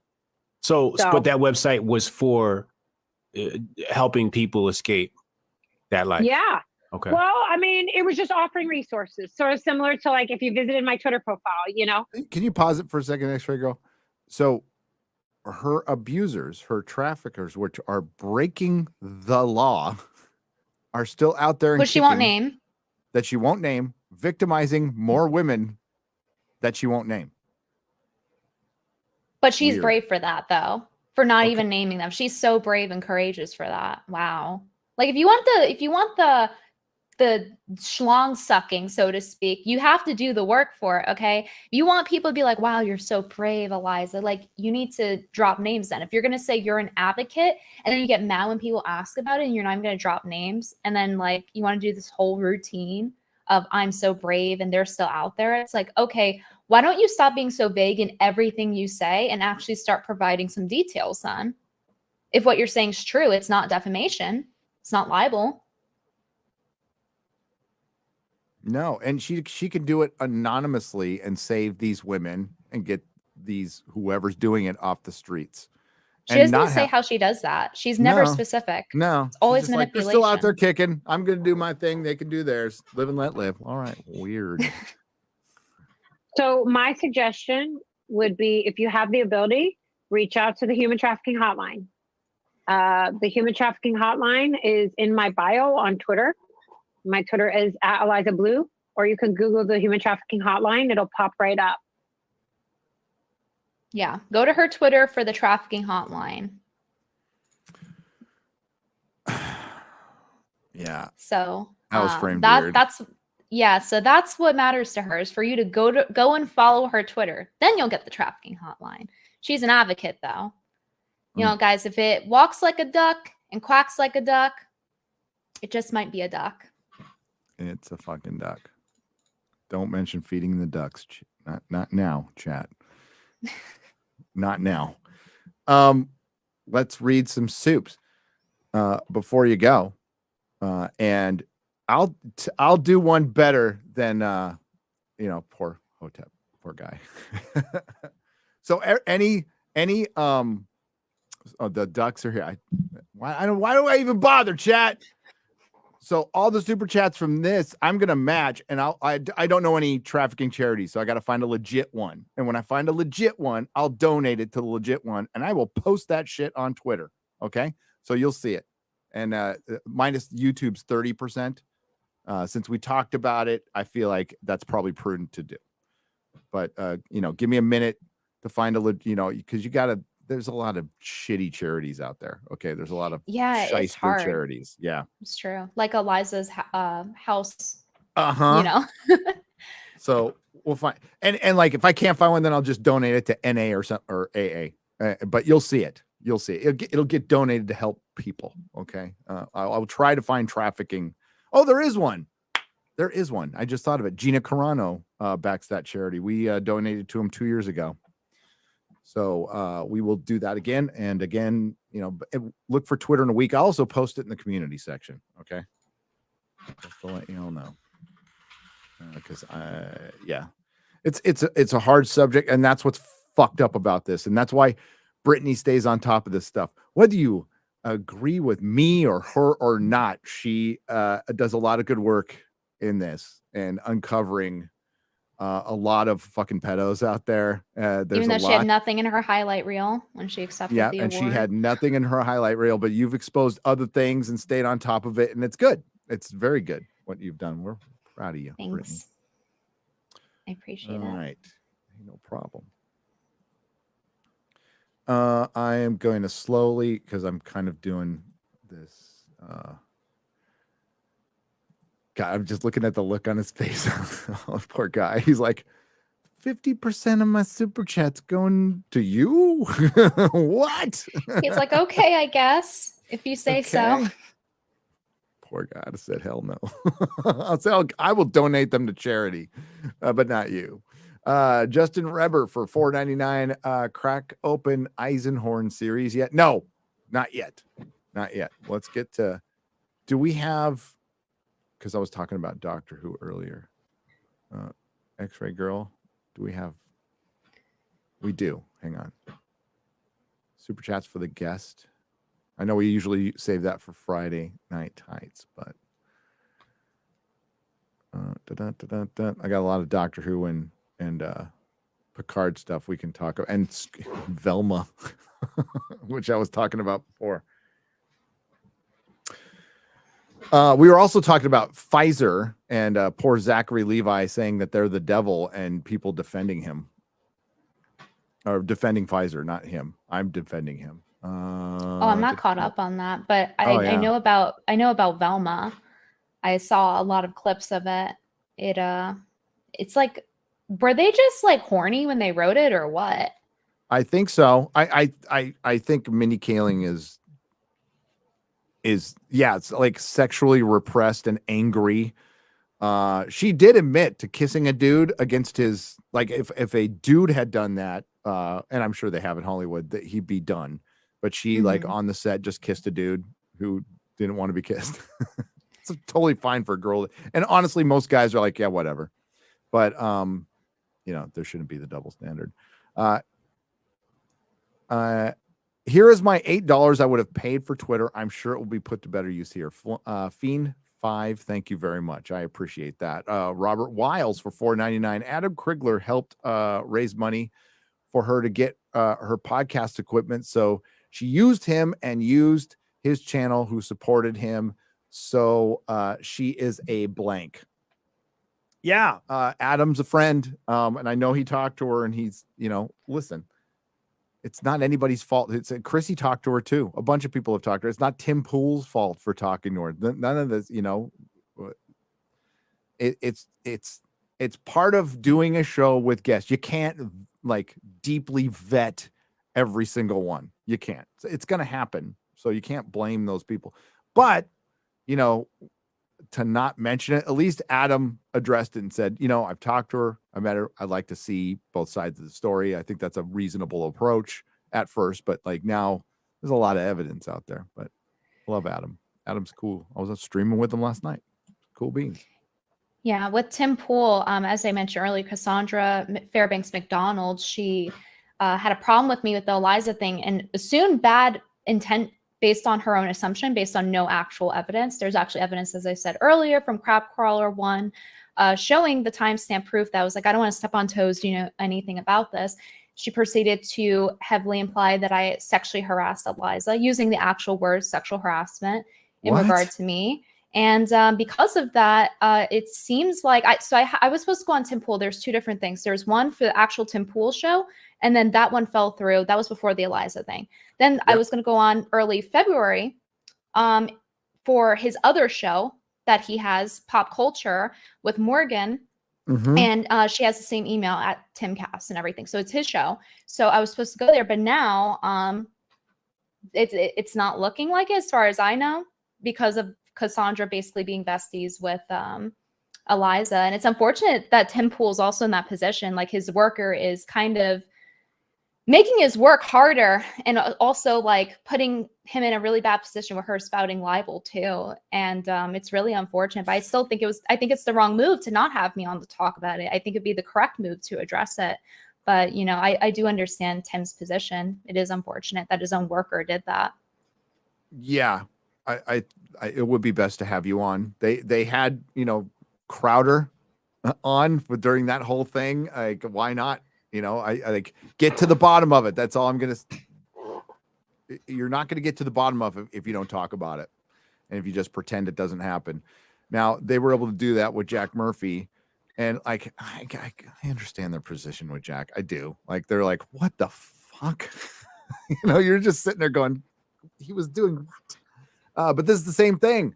And you know, they propped up Jack more than they propped up Eliza. But that's, yeah, I saw that thing on Twitter with the booking thing. I was like, that's not good. Stay out of it. If anything, especially if you're a booker, just stay out of it. It's unprofessional. Yeah. It's super unprofessional. And she didn't just make one tweet, guys. It was like 10. She deleted a lot of them. I archived them and I showed them on stream already. So doesn't matter that you deleted it, Cassandra. But yeah, she tried to hide her tracks just like Eliza. But it was like 10 tweets about it. It wasn't just like one. She was like really just like, this is my friend. I'm going to defend her anyway. So basically, I'm going to defend my friend over free speech, even though she books for a free speech podcast. So I said that's a conflict of interest. Clearly it is, because now it seems like I'm not going to be going on, to my knowledge, or unless Tim changes his mind. And Jeremy was supposed to go on too, but he canceled for, I think there's a conflict or something, a conflict of time, not interest. But yeah, that sucks that your Pop Culture Crisis is the other show. I remember them talking about that show to me when I was there. You know, Morgan, they were all cool. They were all cool. They were all fine. Yeah, and it's like, what's gonna happen if I go there? Do you think I'm gonna like beat up Cassandra or something? She's the one who's know, spouting right? libel. She's the one who did something to me, saying I'm implying that I'm sexually harassing Eliza, saying sexual harassment in reply to someone. Oh, I don't support sexual. You don't need to sexually harass her. It's like, I'm not the one doing things wrong here, and I'm being punished. For what reason? I think the least she could do is reach out and talk to you right now. Like, reach out, talk to you, and work it out. She could. Like, she could. This ain't going away. It's going to be all over the chat on his live stream today. Listen, I gave Tim Pool my number. I said that Cassandra could also contact me if she needed to. Yep. So I did what I could do. And that's all you can do. Oh, well. Gary, with your sobriety anniversary and as quitting energy drinks, I have cut all alcohol and energy drinks since January 1st and have lost 13 pounds, 20 more to go. Thank you for your inspiration. Horny Al for $9.99. Ah, well done. Glad. Hey, like promoting health. That's one of the cool things I like about Az talking about like quitting his energy drinks. Melanie Mack, always promoting health. Eric July, always promoting health. It's good. It's better to eat butter than lie about seed shaking your oils booty or seed oils. Yeah, I do it in a different way. I do it in the way of like, I'm like a supplement person. So that's my version of that. And eating clean, like cooking your own food, not having like 10 is a low number. Having 30 different ingredients in what you're eating. It's not good. It is not. No. And then eating out all the time, which is, I did that a lot in my youth, and or anytime I travel, and then I have to, because I'm old, I have to fast for 2 weeks and I get grumpy. But going to the gym every day, doing something, and you don't have to look like Adonis or Chris Hemsworth or anything. You just go to the gym for minimum half hour, 45 minutes and do something. It's great for your mind. Usually, I don't know if you find this to be true, but like, do you ever just, if you force yourself to do the thing, you end up doing the thing. So if you go to the gym, you're like, oh, I don't want to go today, but you go, even if you tell yourself, oh, even if I only work out 5 minutes, it's fine. But then when you actually go, you don't work out 5 minutes. You actually just end up doing the whole thing. Yep. That's what I notice is like a really good method of getting things done is like, okay, the expectations are low. Just spend 1 minute reading. And then you'll end up like, once you get past that bar to entry, you'll end up actually just finishing the task or doing more than you set out to do.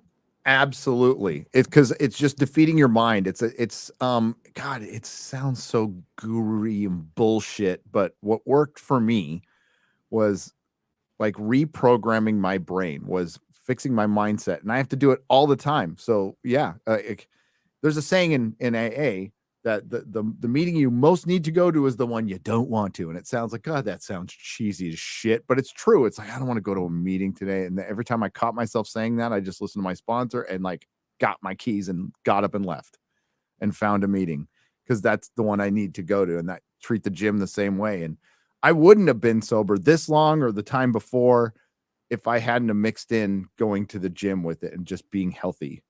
And again, it's like, on days some days I took a 5-mile walk. Some days I took a 10-mile bike ride or whatever when I was younger. And like, that was my workout, but like just getting out, and it's great for creativity, cleansing the mind. It's a form of meditation. I can't meditate because I'll fucking fall asleep, but I zone out. I put on some really freaking loud music at the gym, usually, Megadeth or Iron Maiden or Dio. And then I just zone out for half an hour or 45 minutes. And then, and it's great. It's great for my brain. Works every time. There's something called binaural beats. And for me, that's my version of doing that. If I need to like meditate, I use binaural beats. And what is that? It basically is at a certain frequency, and it makes it so that your brain has to change a pattern, because it's supposed to like change it's like a pattern interrupt. So it helps you kind of like change your current line of thinking. So let's say you're in a really bad state and you just keep thinking anxious things, terrible things.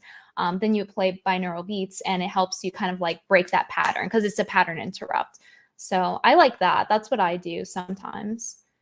Because sometimes just being silent it's really hard, honestly. Like Mhm. it's something so easy in action, but actually is mentally very difficult. So that's a alternative way to do that. Basically what you just said with the metal.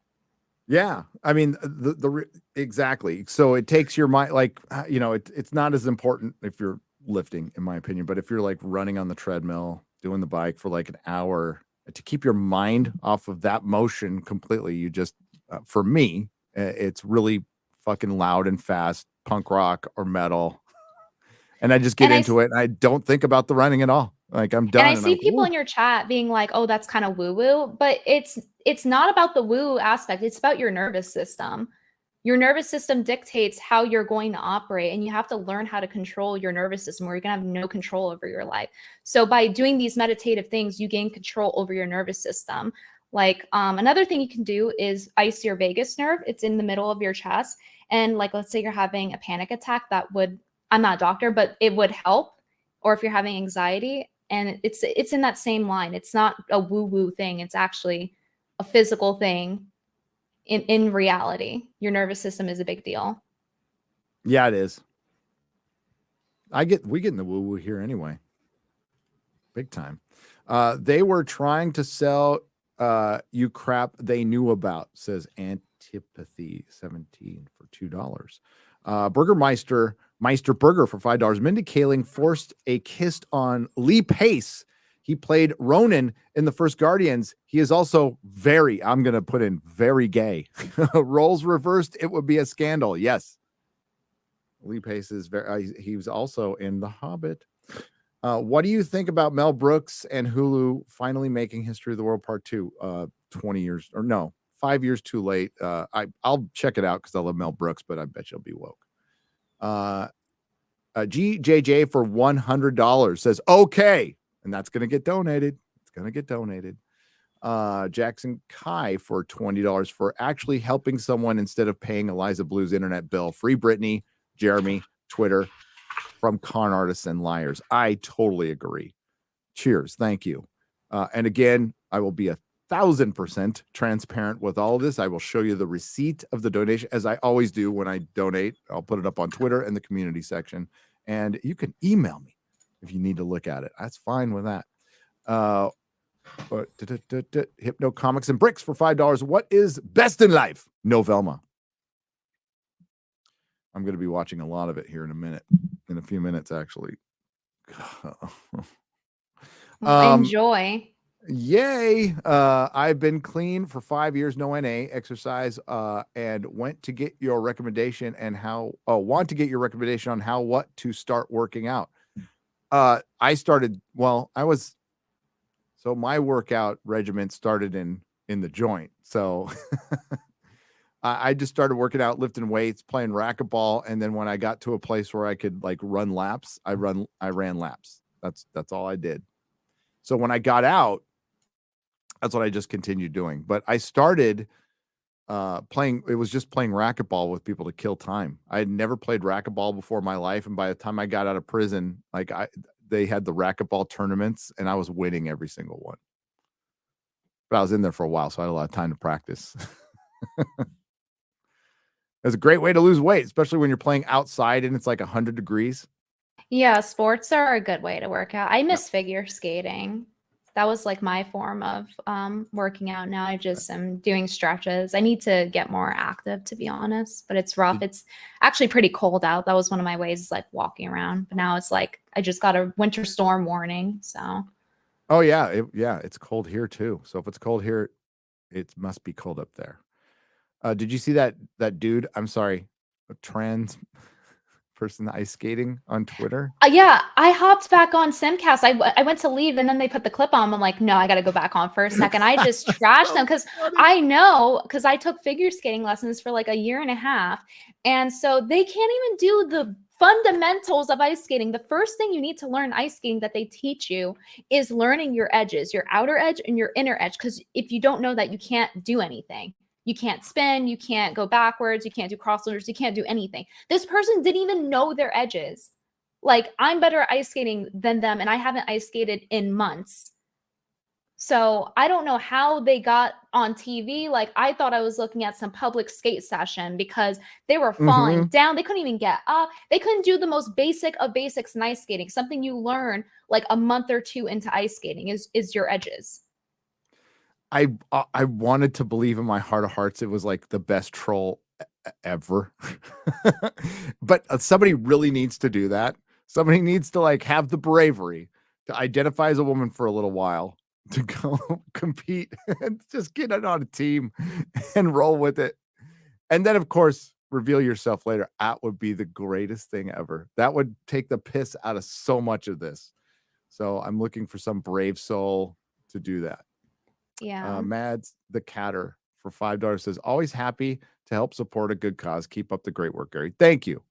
Thank you. And again, I'm forgetting the name of Gina's, the one she backed, the charity she backed. It's our Operation Underground Railroad. Operation Underground Railroad. Thank you very much. That's the one we're going to use because I've donated to them in the past. Hail Gina Carano. Henry back to play for $9.99. Hail Haru and Fellowship. Just FYI breakdown, the guy who first exposed Eliza Blue has been suspended. Manuel DeFango. Yeah, Chrissy mentioned, Brittany mentioned that. And is given a perma ban per that umbrella guy. Hail that umbrella guy, by the way. Hail Tug. He'll be on top of this stuff too. He's a bulldog on that stuff. Frank, what's up, Frank? Hail Gary and Venti. It's filing cabinet. Just a few bucks for a self-care trip for you guys. Thank you. Oh my God, yes. I'll get a manicure or maybe a pedicure for trafficking. Because my nails need to look good for trafficking. Tricky, take my money for a good cause. Thank you for the $50. I appreciate it. Brittany, you're an absolute legend. You too, Gary. Cheers. Keep up the good work. And that's from Ciro for £5 British. You're a legend, Brittany. Thanks. Please send half of this super chat to Eliza Blue so she can afford internet and a new phone. Says, think before you sleep for $10. Ah, what's up? You didn't have to do that. Great channel, by the way. Go subscribe to it. Good stuff. Yeah. He did his first stream last night. It went good. I watched. Went well. Yeah, natural. Total natural. You couldn't he's been streaming forever. There were so many people. I've never seen this in all my years of streaming. See someone get simped for so hard. He has more simps than me, but like hands down, his entire chat was just like, "You're so handsome. Create an OnlyFans. Oh my God, bro, look good." Like even the guys were going a little gay for him. Like it was constant the entire stream. Oh my God, you're so handsome. It was funny. Work it. He's like, yeah, I remember. I don't know about putting my face on camera. It's like, just do it. Look at that. You have a bunch of simps now. Yeah, exactly. Yeah. Well, if you need somebody to talk to Az. Like Az has that. He's a huge simp problem too. You think I'm kidding? Look at all the girls that follow Az and like respond to every single thing he says on Twitter. Okay. And he's not here to be easy on the eyes for you. Just wanted to let you know. So your chat's like, I got news for you. I got news for you. Yes. Sean's got to say that next stream when they start calling him hot again. Tell Brittany I just got suspended off Twitter. Says man. Oh, that's Manuel right there. Sorry, I'm sorry. Yeah. Thanks for being here though. Thanks for the $2. Well, is it? And it's perma. That sucks. Totally don't start a new account. That would be wrong. He's already had to do it so many times. Mesa Son for $10 says humbling when she was talking about humbling when Eliza Blue was talking about it. You keep using that word. I don't think you know what it means. Nope, she doesn't. Unless you really feel humbled by shaking your own booty, apparently secretly, and then being snuck up on by cameramen with Red Dragon cameras, like what's that? Like a Red Cam, it's like a $50,000 camera. I'm not Seth Rogen, but I have seen Future Man. But have you seen Future Man? I've seen Future Man. Brian Foster. Yeah, it's like The Boys. right? It pretends to make it leans heavily into the woke. It says it doesn't, but especially in that second season, it does. Bane Koof for $10. Eliza has videos pegging Elon. Change my mind. That's what it's sounding like. And I don't think Elon would even care. But I think she would. All right. You want to hang out? I'm going to read some soups, or you are free to go. I'm gonna hop off. I gotta prep for this winter warning I just saw. I don't have that much food in the house. So yeah. Thank you for having me. Thank you so much for speaking about it. And we'll see how this story develops. Yeah. And we'll get you back on Friday Night Tights and all kinds of other stuff. Thank you. Sooner than later. And we always got your back. Keep up the good work, Brittany. All right. I'll see you guys later. Bye. Bye-bye. Cheers. Brittany Venti.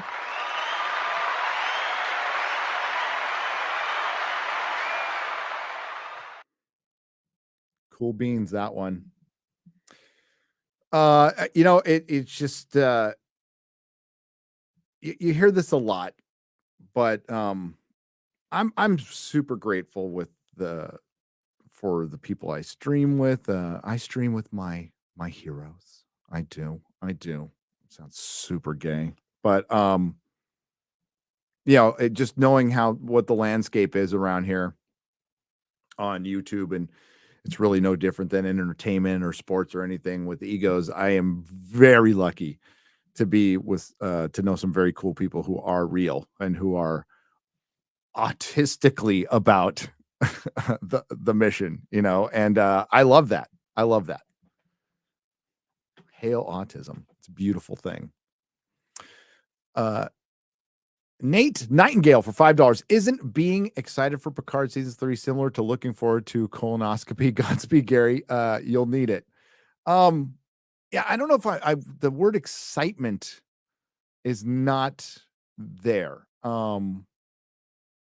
It's just not based on all the Kurtzman Trek I've seen. But full transparency, I was invited to the premiere, and it looks like I'll go. That's not going to affect any way, but unless I get a gift basket. If I get a gift basket, then it's an absolute triumph. Okay, fuck it. I'm going to go because I want to talk to some people. I'd love to. I think conversations are great. I was not impressed by the last trailer at all. It still looks very dark. I still see Angry 7 of 9, but it's got I'm forgetting his last name, Todd. I always blank on his last name, from 12 Monkeys. But I'm a 12 Monkeys fan. I love the movie. One of the greatest movies, one of the greatest Terry Gilliam movies ever. And I like the series quite a bit. It's really fun. So they've got Todd. I'm gonna mess up his last name, so I won't say it, from that in it. And that's cool. But we'll see. I think it's gonna be, I mean, if you want to put a gun in my head, I think it best case scenario, it's like Andor to some people. Me personally, I thought Andor was boring as shit. It looked all right, but it was boring as shit. It didn't hold my attention. And that has a lot to do with, like, I am just super black pilled on Star Wars. Just, I am. I wish I wasn't, but I am. Star Trek, I still watch the original series. DS9. Hell, I look at Voyager better now. I've always liked Voyager, unapologetically. I love Voyager. Enterprise, I wasn't super big on, and I'm still not. It's okay, but it's not my favorite. But I reject all Kurtzman Trek. It's fucking terrible. Now, by all accounts, from a lot of people I know, this is different. We'll see. But even if it is too little too late, as I put in a couple of my videos, turning around Doctor Who. I'd love to see them turn around Doctor Am I excited about, like, I should be excited as a Doctor Who fan, with Catherine Tate and David Tennant coming back. I should be fucking stoked. This is exactly what Az and I did a Timeless Children live stream. And the minute it started, we're like, this is dead. And here's what you need to do now. Or no, it was after the Flux. After Flux, we're like, okay, Timeless Children killed it. And you obviously aren't going to fix it. So this is what they need to do. They need to bring back David Tennant right now. And we were basing this off of, we just, got off of Spider-Man No Way Home. And that was a huge hit. And it was the first movie to hit $1 billion in 2 fucking years because of the shutdown in woke Hollywood. And we're like, well, why not do the same thing with Doctor Who? Bring back freaking David Tennant. Bring back a familiar, bring back more than one Doctor. You need to do something radical to save your franchise. And they did, kind of. Okay. They got the George Lucas of the modern era back. They got David Tennant back. There's some questionable casting in that in that the 60th anniversary special with Rose. I'm more concerned about her age than anything else. But other than that, people should be stoked about it, and it has energized some. But when I said this a long time ago with the Timeless Children, and I said this with Picard, and I said this with Star Trek Discovery, there's a point of no return that you hit with fandom. And I equate that from selling comics for 10 years. And there's like series that were popular that would be delayed, or they would make a story. One More Day is a great example. There's a point of no return that you hit in storytelling with your hardcore fandom who you need, and you lose a percentage of them, and it just goes into entropy at that point. You just start losing people. And most customers, 99.9% of customers, fans, quietly go away. They just leave. They just stop. They don't tell you they stopped. They don't tell you why they've stopped. They just stopped. And sometimes the creators or the store owner or the publisher don't notice until that 30 days rolls around. You're like, oh, that's down. And then another 30 days rolls around. Oh, that's down another 20%. Oh, shit. We're bleeding. And it's too late to change anything. That's where we're at with Star Trek and Doctor Who. They are clearly doing their best within probably a very woke and constrained landscape to turn things around to make stuff more palatable for everybody without bowing down to what the locals call the chuds or the alt-right. The paying customer that has been called the worst things under the sun over the last few years. And now they're realizing, oh shit, those people we alienated, we actually need them. Well, guess what? You're not going to get them all back. You're not going to get half of them back. Even the most hardcore Doctor Who fans, you're going to get 40% of them back. Most of them have made their peace with it, broken away, go, I'm fine. I can just rewatch the classic series. There's 50 years of stuff to me rewatch. I don't need to spend my time or energy in a series that clearly doesn't like me anymore. And then they, oh, we're sorry, kind of, is not going to work. And not coming out and saying we made mistakes concerning the fandom. The first franchise that figures that out will be the first one that wins. Like, you actually make an effort to make things better and then acknowledge like what went on. We contributed. We did. We called you toxic fans when all you were trying to tell us is you want to keep loving this thing, but you can't right now. And we're past that with a lot of people. And that's not even counting the casual, the normie, who are long gone now. Long gone. And you never needed to change Star Trek or Doctor Who or Marvel Comics or DC Comics to fit some narrative or diversity includes whatever the fuck, because it's always been that way. It's always been. What you needed to do was make Star Trek, Doctor Who, Marvel Comics, and DC Comics. That's all you needed to do. Sawan Pankoli for 200 Indian pesos. U.S. and West is heading into an ideological and woke dystopia, and it's going to bear the downfall. You are one of the few soldiers left fighting for common sense. Soon it will be dystopia. We might go through moments of it, but I don't think it'll be full blown dystopia. I'm silly. I have too much faith in the common man to like come together with common sense. I saw an article. It came across my phone. It was an interesting article about India, Russia, and some other governments that are turning into, what did they call it? Civilization governments. Never heard that term before. I'm, what the fuck is a civilization government? And I think it was a weird way to say nationalism. I have to look into it more. They were talking about the change of politics in Russia, India, not China. It was another country too. I mean, if you're talking about saving our civilization, yeah, sure, civilization politics. Andrew Montepete says, used to love honest trailers, but they went woke too. I've only popped up and seen the Marvel ones where they straight up use bullet points from drinker videos and maybe some of mine. And others, many others. Disparu. Matthew Hammond, what's up? For $5 says Jeremy Hambley was right.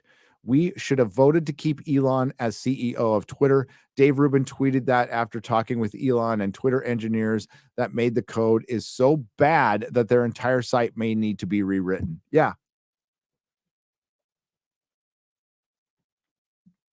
And the fact that Dave Rubin's talking to the trust and safety team, and I know people like Dave Rubin, that's cool. I think what we need to be very careful of is putting too much trust into. I think Eliza Blue coming right after Crowder and that whole mess. There is definitely a lesson to be learned with this. Is they all looked very Hollywood, didn't they? All sides. They all looked very, very Hollywood, and that's what people don't want, especially when it comes to news and presentation or opinion like this. I've never said I was a newscaster or anything.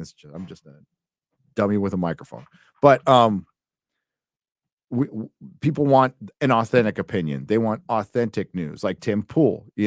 Tim Pool. I don't think that I ride the fence. That guy's not full of shit. He's just not. You might not like how he presents things, but he's not full of shit.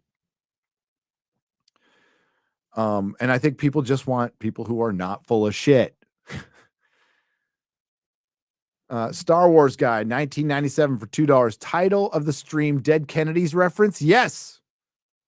Woke. I couldn't think of anything. I'm like, well, they're canceling Zachary Levi, canceling Taika Waititi, allies. They're canceling their own allies, and they are woke Hollywood Über alles, which is above all.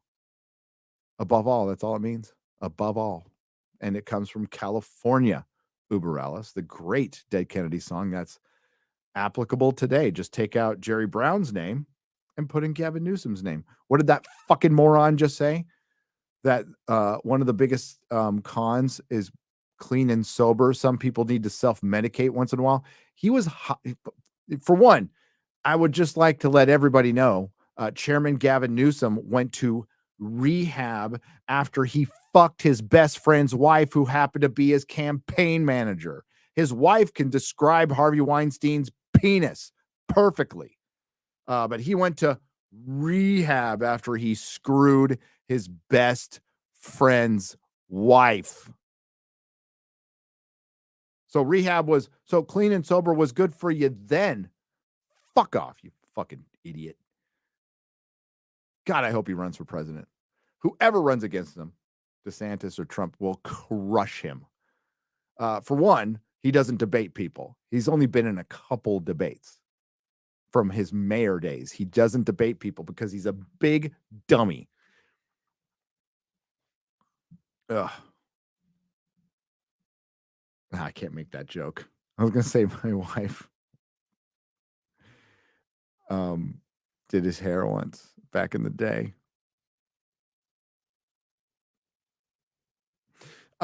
G stand for £5 British.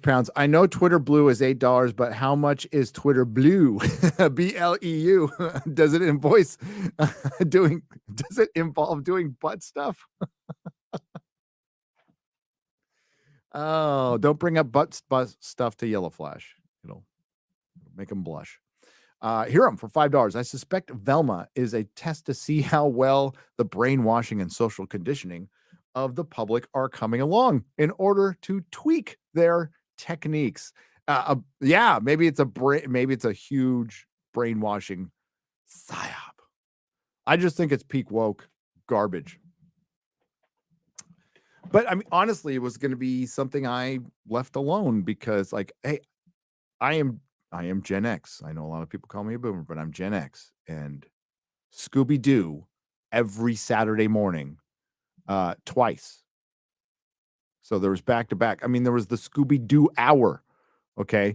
So I watched a lot of fucking Scooby-Doo from the ages of 4 to 12, and then even in my teenage years when I was like, waking and baking, I watched a lot of Scooby-Doo. Big part of my life.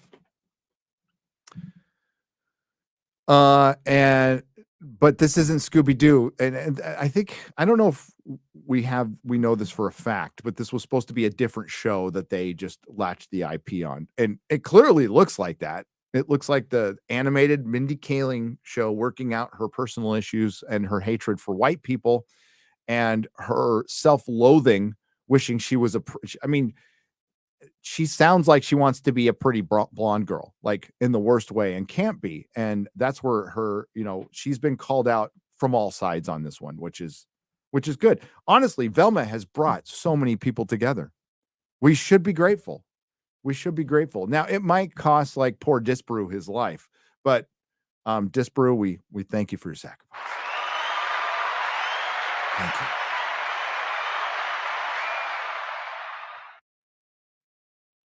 F's in the chat for Disparu. HK bass player for $5. When I got out of Cover Your Ass, I went to CYA to this place in Modesto called Velvet Grill and Creamery.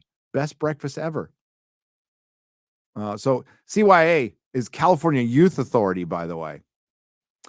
Side note, we're anti-lockdown, stayed open. Good. Okay. Well, if I'm ever in Modesto again, I will go there because they broke the lockdown. I will frequent and put in your sign. We ignored the lockdown. You put a sign up and I will shop there.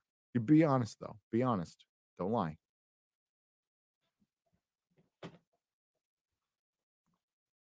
I will shop there. I'll find reasons to give you money. California Youth Authority, dude, HTK bass player, CYA, dude, is no joke. That is as I call them, baby rattlesnakes. All the young gangsters, all the young criminals, the most dangerous thing. Now,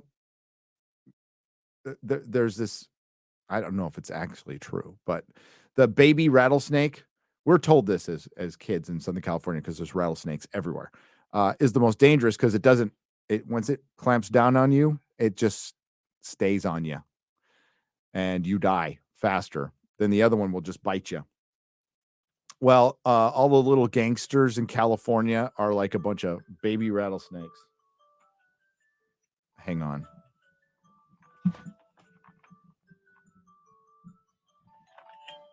I threw my phone over there because it was vibrating and driving me nuts. But where was I? Baby rattlesnakes. That's what I called all of the little gangbangers because they were the most dangerous. They're the ones who won't think about consequences because they're young and they'll unload a gun in you for no reason whatsoever, over disrespect.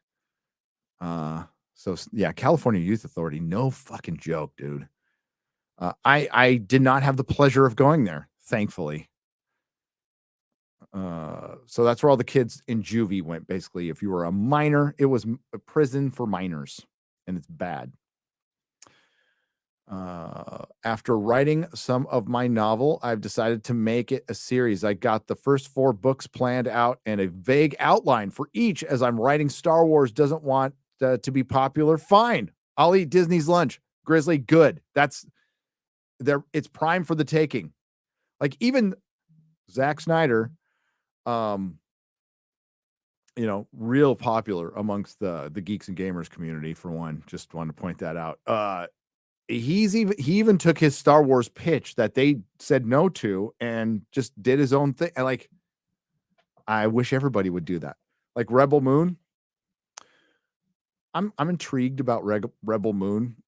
We should always be a little skeptical about stuff that goes straight to the streaming services because they'd still rather go to theaters. They have a better chance of making money. But my thread is gone. I got censored, suspended. Manuel, I'm so sorry. Get on Instagram, try it there, make a new account. I'll make some noise on Twitter. I don't know what good it'll do, but I will certainly help. I'll help. I'm trying, free the quartering. Well, he's free now. He freed himself. Free Brittany. Free Manuel. And who else? Did Camelot come back? Did Yellow Flash come back yet? And dude, it's obviously there's something else going on. All right. Because even if her timelines didn't work out, just come out and be honest. If you were trafficked, be honest about it. And people will forgive you. It's a horrible thing that these young women have to go through, that they feel they need to go through, even if she was in that interview with the prostitute, the one she was interviewing. I loved the woman who was interviewing because she cut her off and said, listen, I was a hooker. I took the money. I did it. It was my decision. I'm like, woo. I like that. That was cool. That's all she needs to do. That's all she needs to do. Just own that shit. And people dude, America freaking loves a redemption arc. They love it. They live for that shit. But taking people out, that doesn't help. When has it helped? Ever? Well, except if you're the U.S. government. Naso Kashiv for 5 Belgian pesos. I was right. There almost was a transgender Captain Caveman in Velma. Gary, what is your favorite old school low key character? Black Tom Cassidy is mine. Low key character? Like in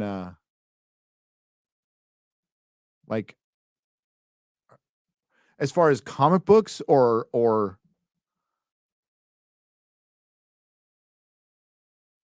like obscure? Is that what you're talking about? I was always before Space Ghost Coast to Coast, I was a huge Space Ghost fan. I thought that was the coolest costume, the coolest idea. And Joe Kelly wrote a mini series for DC, which was he had a Punisher-like origin. It's fucking great. It is so good. It's a 4-issue miniseries of Space Ghost, and it's done completely Alex Ross covers, and it's totally serious, and it's brutal, and it's good. It's one of my favorite comics. God, I sold the shit out of that in my store because I'm like, what the fuck? Alex Ross and Space Ghost? And I was just, I didn't know what was going on. And I read it and I was blown away. And I only ordered of the number 1. I think I only ordered 10. And I was able to get it before everybody else got hot on it. And I reordered 50. I'm like, oh, this is going to sell. I'm going to sell the shit out of this comic. And I did. It was so good. Manowar 665, the neighbor of the beast. 1 OGL 1.2 Battle 1. Far from winning the war, black-pilled complacency is not a flavor favored by victorious conquerors. Regarding weasels of the coast and has broken, don't believe them, don't trust them. D&D be gone. Stop the sub. Open D&D. Boycott D&D movie. I don't think anybody will have a problem boycotting the D&D movie. Man of War 665, the neighbor of the beast, the neighbor of the beast. Yeah, blackpilling star. I hate blackpilling anything, but I can't pretend to give a fuck. Obi-Wan came along, and I think there was a very valuable lesson, the overall cultural lesson to learn from such shit with Obi-Wan was the preemptive strike on the fans, which was just obvious. And the actress, who I'm not going to totally blame, right, admitted that Disney, the one who played Reva, admitted that Disney approached her prior to the show coming out, telling her that she was going to get attacked. And you know why she was going to get attacked? Because Disney was going to gaslight the audience. The worst she would have heard is, oh, her performance kind of sucks. And it did. What do you want? You not want to say that? People work so hard on these shows. Did the paycheck cash? The paycheck cashed. I don't give a shit. I work hard on shit too. Sometimes it works. Sometimes it doesn't. I get criticized every day. It's fine. People work hard on stuff. I respect. It's great. Go work hard.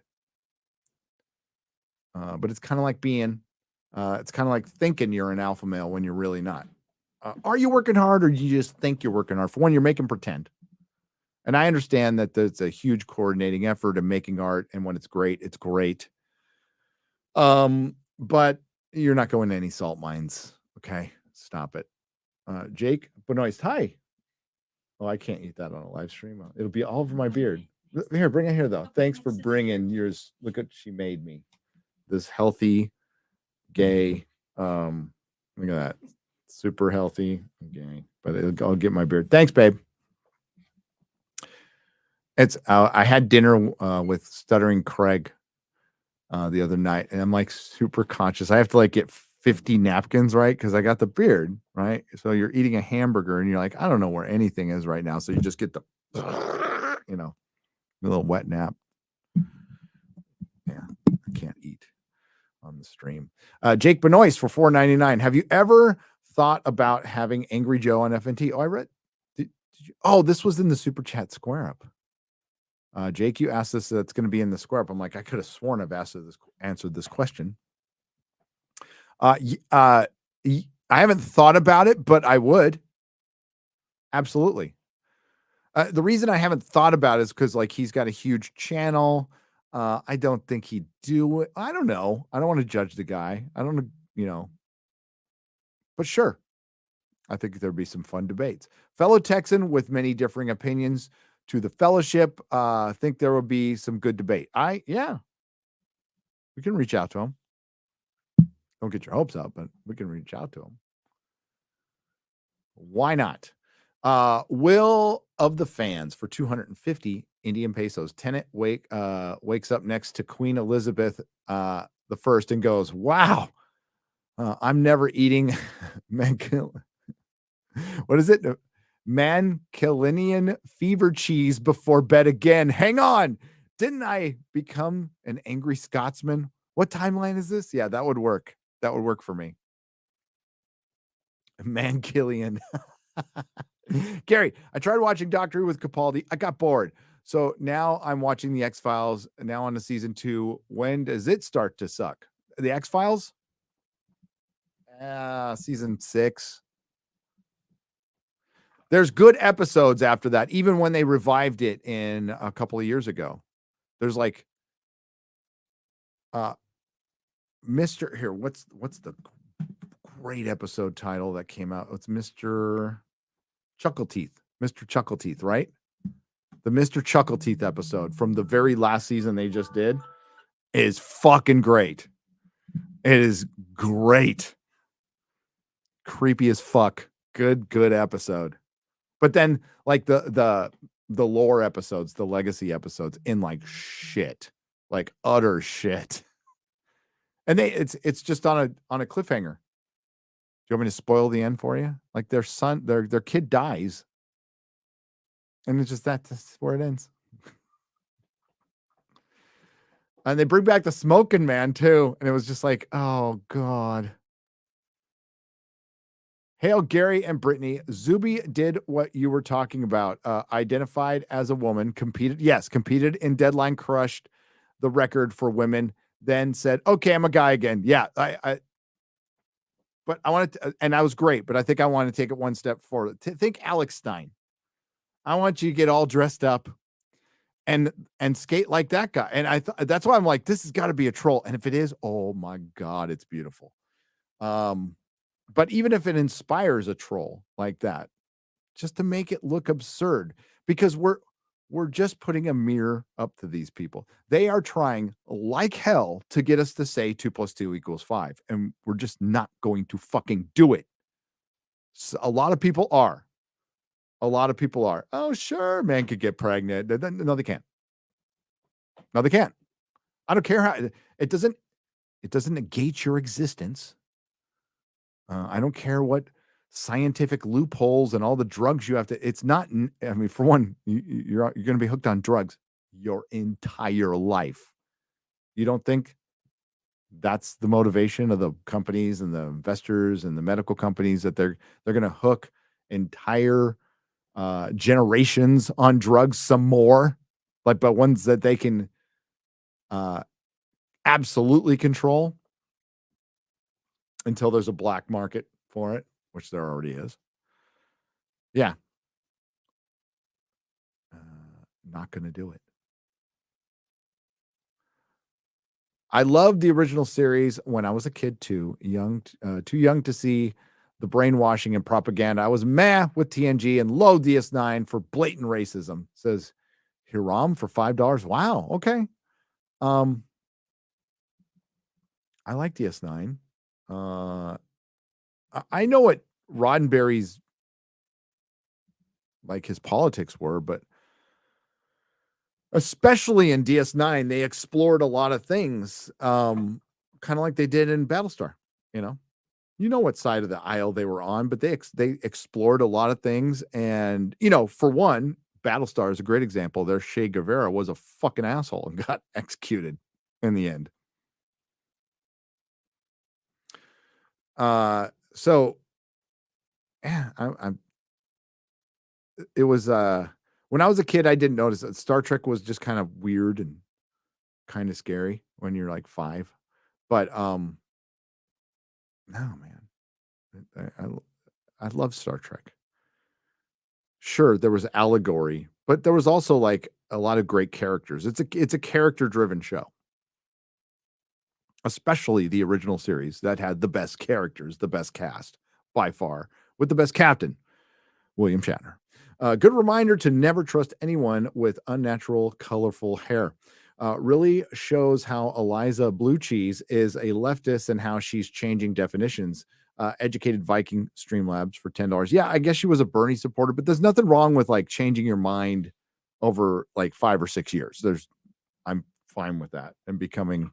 I don't even know she's a free speech advocate. I don't know if she's on the right or supports Trump or DeSantis, right? I don't know that, but I know she was a Bernie supporter. Although I know a lot of people were. I never was. As bad as I am at math, I'm better than Bernie. I understand like how things get paid for and how they don't get paid for and how societies collapse. And they generally collapse under collectivism that turn into authoritarian dictatorships. Hail Nerdrotic and Annie Wersh. Annie Wershing has passed away, so rest in peace. She played the Borg Queen in Star Trek Picard Season 2. She was also in 24. That's where I mainly remember her from. It's 24. She was also in Timeless, and she was 45. She has 3 boys, and she passed away from cancer. It's very sad. There is a GoFundMe. Who put it up? Dana Delaney. It was the director from the Orville who retweeted that, who I follow. If you want to support, I mean, 3 young kids, one's 12, 9, and 4. Fuck cancer. Iron Oxide for $5. She reminds me of someone faking cancer and being a combat vet for attention and profit. Stolen valor. Little stolen valor there, huh? You think? That's the vibe I get too. And none of this. all she had to do was, with all due respect to my friend Brittany, ignore her. Dude, taking him out was just the worst move possible. I get like there's parts of my past that I'm not going to ever talk to people about ever. I talked about most of it. That's good enough. You get the idea. But there's like personal stuff I get, like probably, if she really was abused by a pimp or something like that, somebody doesn't want to go over that again and again and again, but nobody's asking for details on stuff like that. They're just asking for clarification on a timeline. And I hope we get it. It doesn't look like we're going to get it. And as much as I support the quartering and Brittany and everybody involved, with Elon in her back pocket, I just don't see them winning. But I hope I'm wrong. But I see Eliza Blue losing over the long period of time. She's going to start getting ghosted. Usagi Akimbo for $5. I predict Scooby-Doo will have one of those brain implants and that he will be the explanation of how/why he talks. Your thoughts, Gary? Yes, they are hinting to that heavily, and they showed like an original Shaggy, not Norville, the effeminate, unthreatening black male stereotype that Hollywood puts in because they're racist and they're scared to death of black people. So they can't portray them as humans. It's really fucking horrible. And we've been talking about it for a long time, but Norville, they had the other Shaggy who gets his brain tested by the strong female scientist of color. Start using their language more. It just sounds, it's just so funny. Accuse your enemy of what you are doing. That's always what's going on. So the marketing department's got savvy back a few years ago. They're like, hey, if we call them racists and Nazis, they'll spend their time defending themselves, and that will make our garbage critic proof. And it worked for a couple of years because people hate, I don't like being called that. Do you like being called that? I don't like being called that. But then, like all Hollywood things where trends go to die, they did it too much. They overplayed their hand, and now they're fucked, and I'm here for it. Brittany, vaginal maneuvers can be dangerous. We use them pre-hospital to try and stop supraventricular. Oh my God. Why are you putting medical terms in here, Ronin Medic 76? Oh my God. Help me, X-ray girl. You work in a hospital. I can't hear you.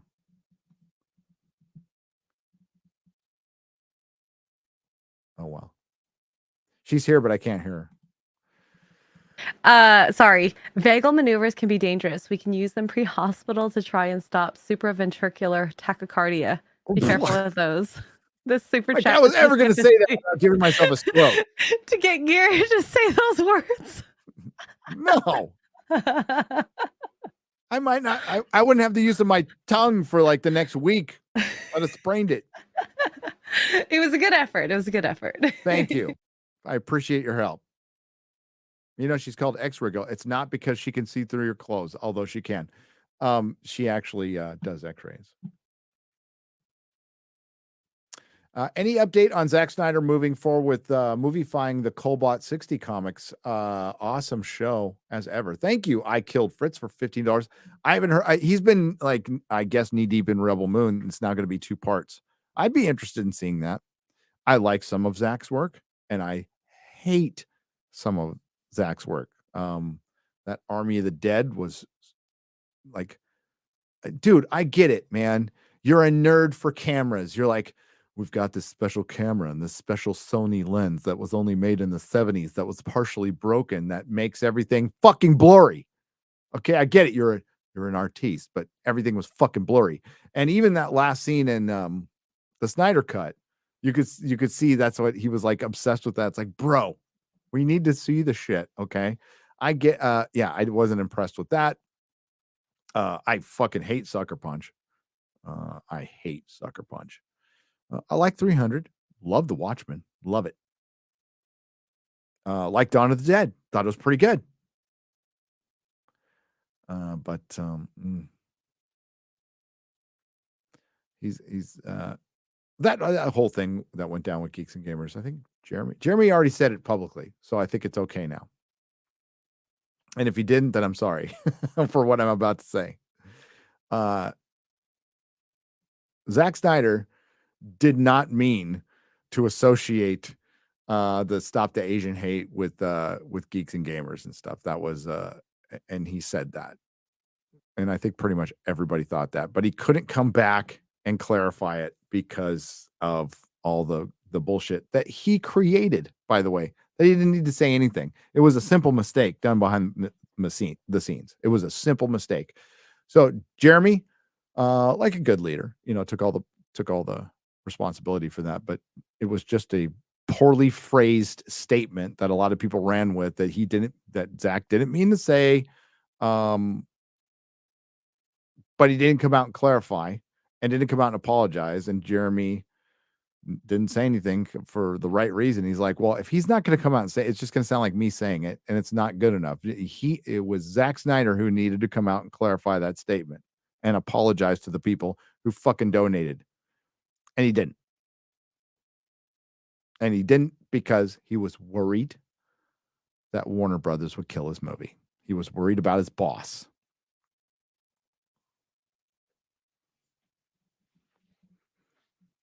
And now it's all water in the bridge. It doesn't matter. And James Gunn runs DC now. Brightest day for $5. Third largest egg farm in the U.S. just burned up less than half a mile away from me. You can't convince some people there's a problem. Interesting times. No, they push boundaries. They're like, what can we get away with? All those food processing plants burning up. Conspiracy theory. Egg shortage, one of the biggest egg. How are these things catching on fire? Oh, because people are setting them on fire, in my opinion. Is it Antifa? Is it Antifa paid by our government? I don't know. I don't know anything. Those are conspiracy theories, and you would be crazy to believe them. Enoch Maman, abuser of Streamlabs for $10. Eliza Blue is 42. Hey, that rhymed. Mindy is 41. Clearly, the problem is women being in their 40s. Damn it, women. Stop turning 40. Just say you're 20. Life will be better for all of us that way. I mean, Eliza looks great for 42. If that's her age. We don't know what her age is. We have no idea. We don't know her name. Clearly, she likes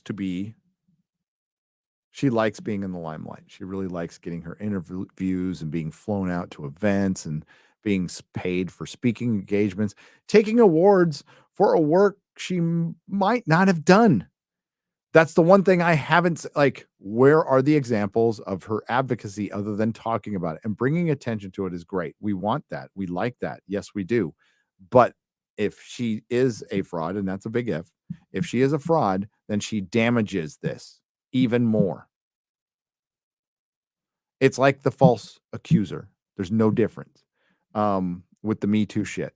There was the legit stuff that happened, and it fell apart because a bunch of opportunistic, manipulative biatches,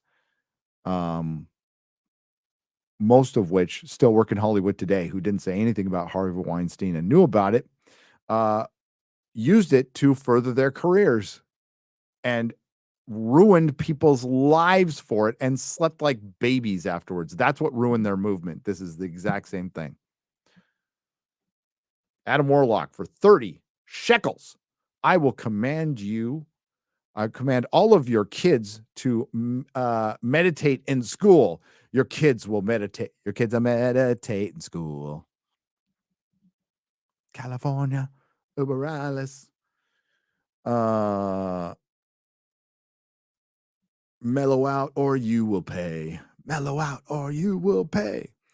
Don't feed the ducks. Put it on a good cause. Also, else Eisenhorn is a must. All right, Cyril. Thank you.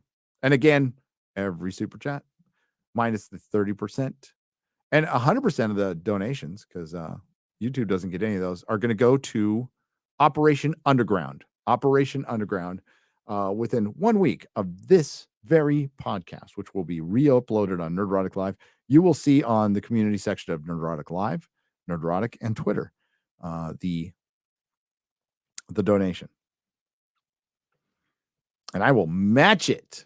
I will fucking match it. AWM Fishing for $10. I bet Elon did buy her escort service in the past and now has to do her bidding. I have never heard of her before Elon buying Twitter. She's probably has something on him.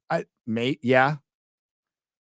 And again, like if you're part of an escort service, that I think that would help the trafficking narrative. Because it's technically it is not trafficking, but I think once women get in these situations, they're hooked on drugs, they're manipulated through drugs. I think stopping that would be great. I think that's actually a fantastic thing to stop. You know, get these women sober, get them out of there, show them that they can improve their lives. And live full lives, because as we all know, you're not going to live one being an escort and high. Ozzy's Robots for $5. Hey, Gary, if you ever want to talk pharma HMU, spent 20 years in and fighting them. Fuck Pfizer. He says, fuck Pfizer. Don't forget, if you're ever in Jackson, Florida, stop by my museum. I will. And I want to. We'll be in Florida again soon, sooner than later. I'm fully aware of like what Pfizer has done over the last 20 years with Suboxone, medicating both sides of addiction, basically profiteering off of both sides of addiction. Crooked doctors everywhere. Or yeah, they're crooked. They're all fucking crooked. All the ones who took a bunch of money to prescribe this stuff, they knew what they were doing. They knew what they were fucking doing. To Haru for $5. Hi, Gary. Any advice on leaving California? Bay Area is driving me insane, but I've lived here all my life and don't know what to do or where to go. That's always a tough one. So when I left San Diego to go to the Bay Area, I've never lived anywhere else. I just did it, and quite frankly, had to get used to it. It took me a while. But you're part of that, the Bay Area, that's big city, urban life. I would try something a little. I mean, if you're tired of the rat race, just, you can get a job in a medium-sized city that does not have that kind of crime. It might not have the best weather in the world. Texas gets hot. It does. But there's a lot of like medium-sized and little towns here that are very slow. They're not the prettiest thing in the world, but it's chill. It's pretty chill. Florida. I'd say if you want to stay in California, at least just move down to SoCal, move down to San Diego. It's just as expensive as the Bay Area. It's just a lot nicer. Better weather, a lot nicer, a lot less crime. A lot less crime. If you don't want to leave California, maybe do a 2-phase change. Bay Area though, man. It's East Bay. Well, it depends on where you live in East Bay. East Bay is not so good. Richmond, Oakland, fucking shitholes. Iron Age Creative for $15 on the Streamlabs side. The reason leftists try to sexualize everything is because leftists have no real sex. Oh, ouch. You had to go there. It's true though. Well, they don't want to have sex. You know what an orgasm is for a leftist? Just have them read a book about Nixon's resignation or Watergate, and they'll just jizz in their own pants. That's That's where they get, or just bring up Trump, you know. That's how they feed the ducks. They're all repressed weirdos who fantasize about sex constantly because they aren't in the healthiest relationships with good quality sex. Freaks. Yeah, that was always my joke. You want to see a boomer get off, just say Watergate. That's their love language. Watergate. Nixon resignation. They just think it's the greatest thing. And it was the great Benny Johnson. Since Crowder hasn't been on in the morning, I watch Benny every morning. Watch my buddy Benny. But he broke down, I'm pretty sure, yeah, it was him that broke down like Woodward and Bernstein, and one of them was a CIA asset. Weird. Eddie Brock, 9043. Oh, no, it was Tucker. But Benny was playing Tucker. Okay. It was like Inception, but Benny was playing Tucker. Thoughts on The Last of Us episode 3. Not happy how they changed Bill's role in the show, and the show he doesn't get to meet Ellie and Joel just as it was in the game. That episode, okay, I never played the game. Don't know what happened. I thought the episode was boring. I know everybody's like, oh my God, it's showed an LGBTQ plus relationship for the 90th time this year. Okay. I thought it was boring. I thought it slowed the show down. I know this is a popular character in the book. I like Nick Offerman. I think it would have been a good character to keep. Sorry, spoilers. They're not keeping him for some reason. So who here watched Westworld season 2? So it reminded me a lot, but not as well done, of what they did in Westworld season 2 with the Native American. They did a whole side story with the Native American. That was actually, it was the best episode of the series because it was like completely outside of the series. That had really nothing to do with the entire show, the rest of it. They just wanted to we need to show the Native American perspective in Westworld. Why? It's a fake land or whatever. But that being said, the actor did a great job. I thought the episode was fine, right? But it had nothing to do with the overall story except for running into a fake heaven at the end, which was fucking stupid, and it was bad. But it reminded me of that. It reminded me we are now this episode is now sponsored by ESG. Here we go. And it might have been nice, and it wasn't poorly acted or anything. I just found it really boring. And that's somebody who's I have no connection to the characters through the game or anything. I think maybe the people from the game will feel differently about it. That's fine. But I thought the episode was a major step back. I liked the first 2. Did not like the third. 4 out of 10. I was just like, wow, this wasted a bunch of time.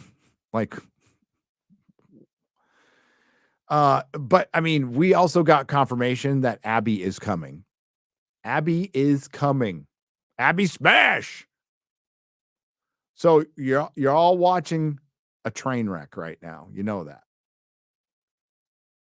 We're all watching a train wreck. Unless they change it. Unless they make the big change.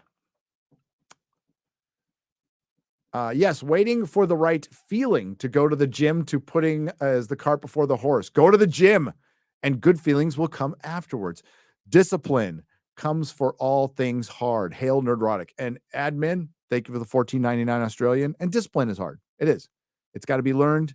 But gym can become a habit, so much so that if you miss it, you're cranky and stuff. That's the best habit in the world. Get addicted to the gym. It's fine. It's okay.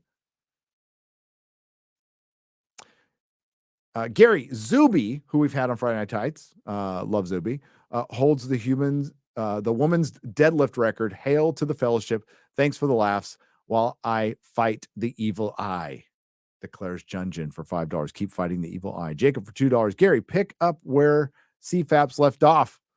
I might. I mean, I'm trying. I say CFAPs. That's not how you say it. He always got mad when it's CF apps 7865.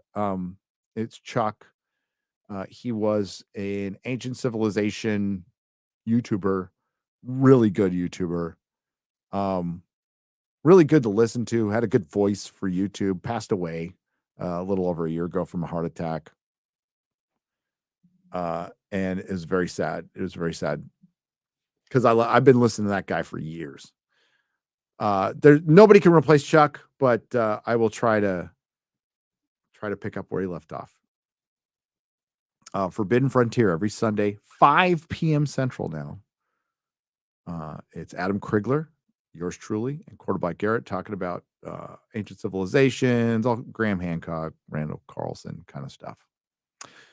Katya Tavagia for $10. My goal is to make something so bad I'll get roasted by Disarm. Hey, can we nerds band together and buy the movie rights to an IP to protect it from the woke weirdos? I don't know. It depends. I wish we could have done that for like The Crow. There might be some like, I don't know, Flash Gordon because that's anybody can make a Flash Gordon movie now. Zorro, too late for that. They're doing a female Zorro. It's not a bad idea. We'd have to treat I would love for Star Wars to be like the Green Bay Packers. Star Wars and Star Trek, which are fan-owned, resident-owned. You got stock in it. And I like the Green Bay Packers style of ownership. I think that would be fun. Not going to happen. Once a company gets its claws into an IP, they don't let it go, even if they're not making it. Straczynski had a huge rant on this when he was talking about B5. Project Eggroll has gifted 5 Nerdrotic memberships for $25. Cheers. Mike Jones for $5. What do you think about Mel Brooks and Hulu finally making? Oh, I read that one already. I think I'm not excited about it. I love Mel. Mel's a legend. Nothing will change. Like one of the greatest comedians ever. One of the greatest comedic directors ever. One of the greatest comedic writers ever. Nothing like truly unique. Huge talent. Love that guy. Made me laugh my ass off when I was a kid. Love Mel Brooks.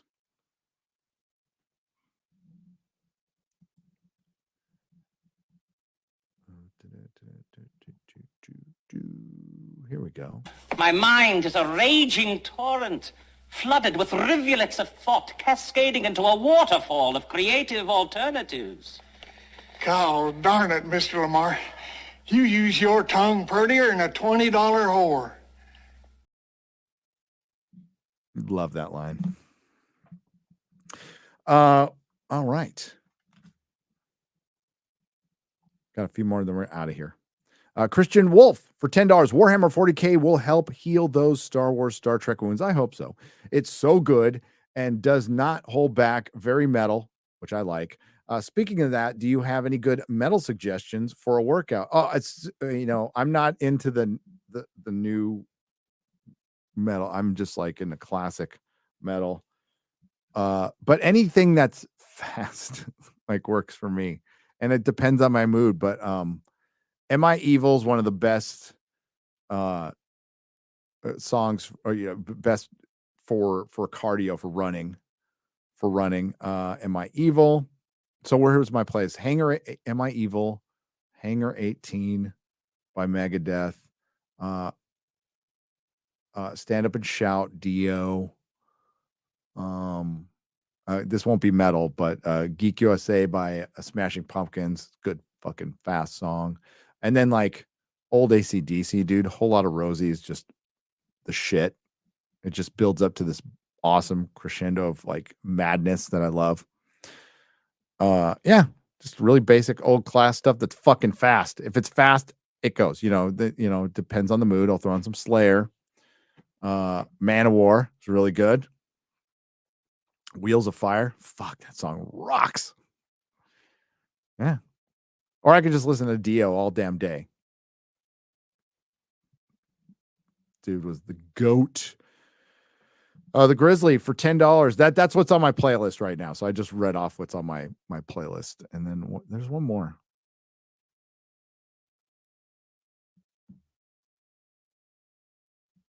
Some Danzig off of Lucifuge 2. Who said Manowar? I did. Oh, I have listened to this this really gay Brazilian guy named Dan Vasque in the gym too. He has man buns, but voice of an angel. We love you, Dan.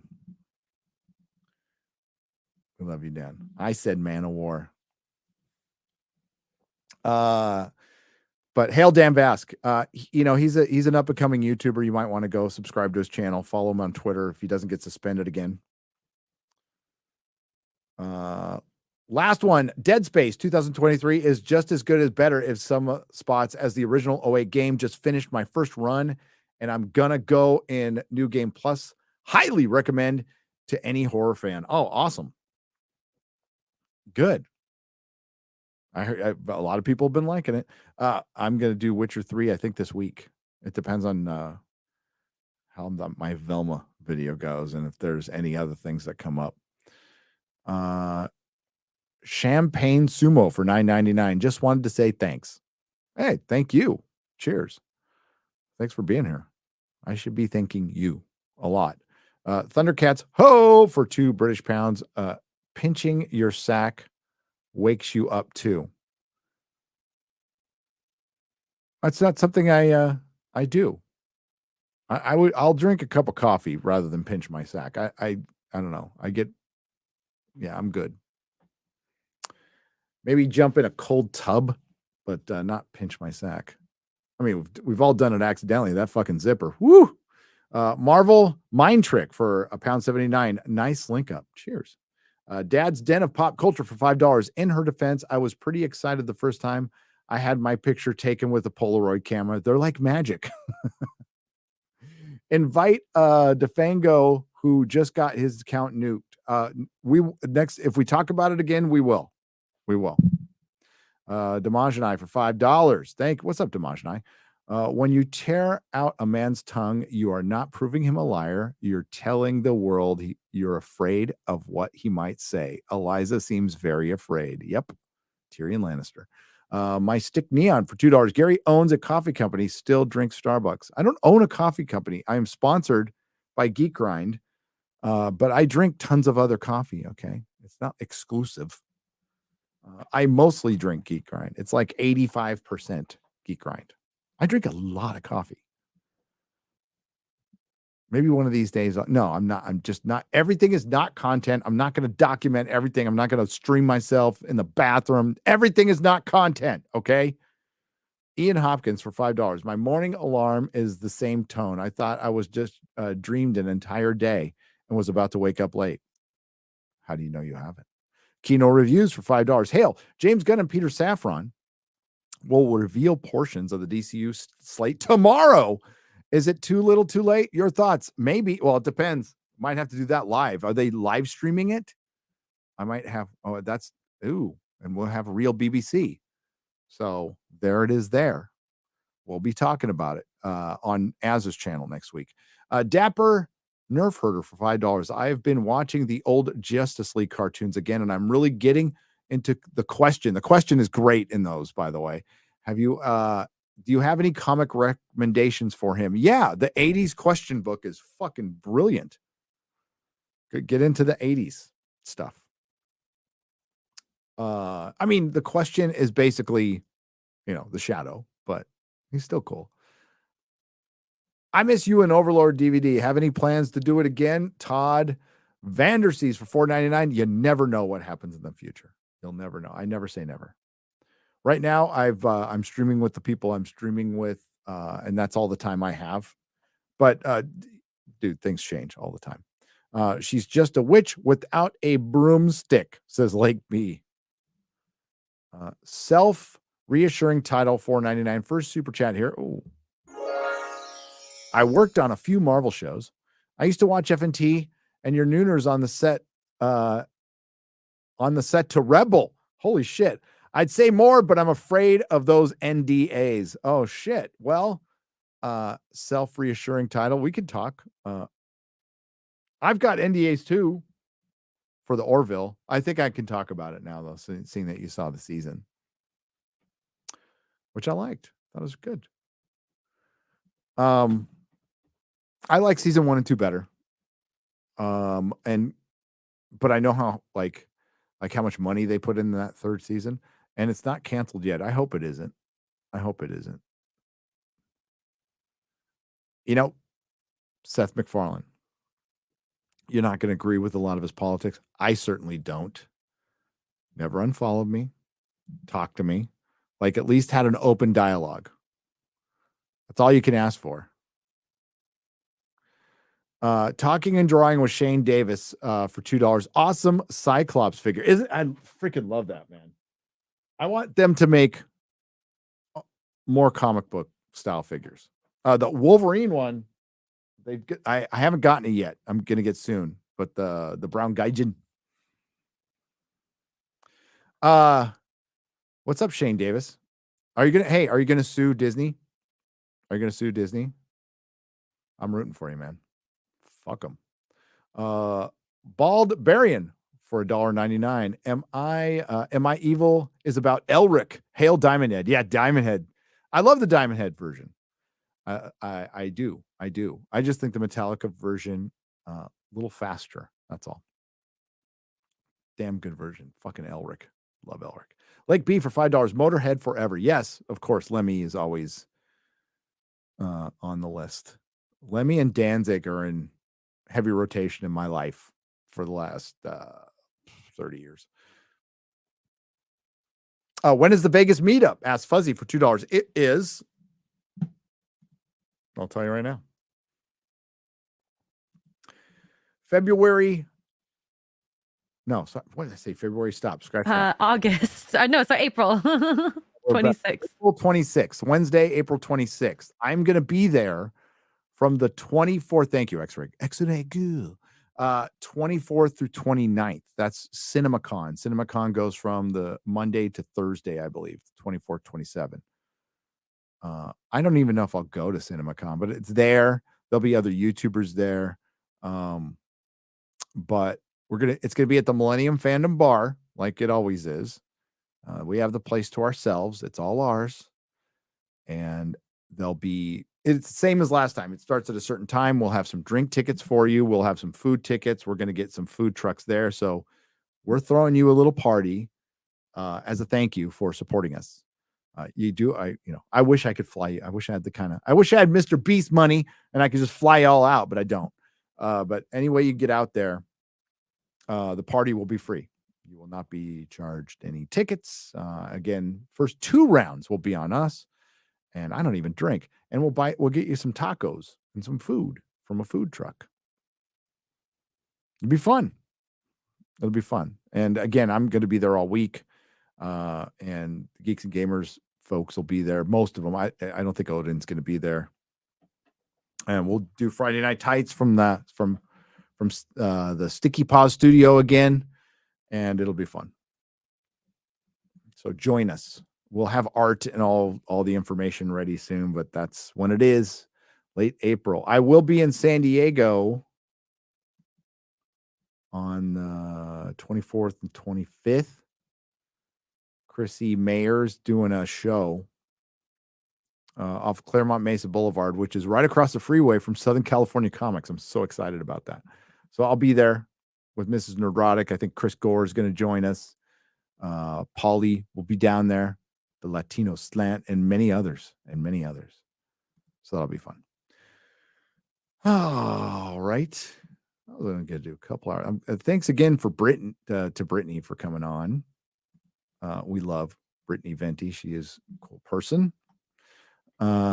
Jens Anderson of the Tori for 20 Swedish krona. Hope you keep up with Monday Nooners. You are a light. Oh, we are. I don't think they're going to be this long, but yes, the Monday Nooners are back, and it's because X-Ray Girl is here to help me, which it helps immensely. And they'll mostly be solo. I'll bring people on once in a while. We'll probably bring Nina Infinity on to one soon. Yeah. Tomorrow I'll be on the Real BBC on Az's channel. at 12 Central. And I'm sure we'll talk about James Gunn and DCU and Kevin Feige's Cope, all that fun stuff. Who do we have on Friday Night Tights? Oh, we have, unless I say it wrong, just correct me, X-Ray Girl. We have Amala, right? From Unapologetic. No, Melanie Mack, and then next week we have Amala. Sorry, Melanie. It's right over poor Melanie. We just got her 100,000 on Melanie Mack Go Bone. So we got Melanie Mack. It was a good week to have Melanie on. It's a damn good week because they're destroying Tomb Raider. So I want to hear her talk about it. Yeah. Phoebe Waller-Bridge is going to do a Tomb Raider cinematic universe with shows and films. And the first person I thought of was Melanie. Poor Melanie. Any chance of bringing Vara Dark on FNT? Yeah. Master Farce Theater. Sure. She's cool. I met her. Briefly. So Melanie Mack on Friday Night Tights. And I'm going to make a Velma video. What else am I doing? Oh, I have no idea, but I'm sure I'll be busy. Thanks everyone for tuning in. Thank you, X-Ray Girl, for producing again. Thank you, Brittany Venti. Glad to see Jeremy from the Quartering is back on Twitter, and we'll see what happens with the Eliza Blue stuff. And I know that's not normal fare for my channel, but I got Brittany's back. So, hail, God bless, and the history part 2 looks bad. It does. NWA Ants. Thanks for being a member in the Radicalized section for 5 months. All right, this will be on Nerdrotic Live in a couple of hours, or you can just hang on to the link. I just unlist it, but if you're still watching, just hang on to the link. But it will be taken off the channel for algorithmic reasons. And yeah, thanks again. We'll see you all next time. Ciao. You want to say goodbye, X-Ray Girl? Bye.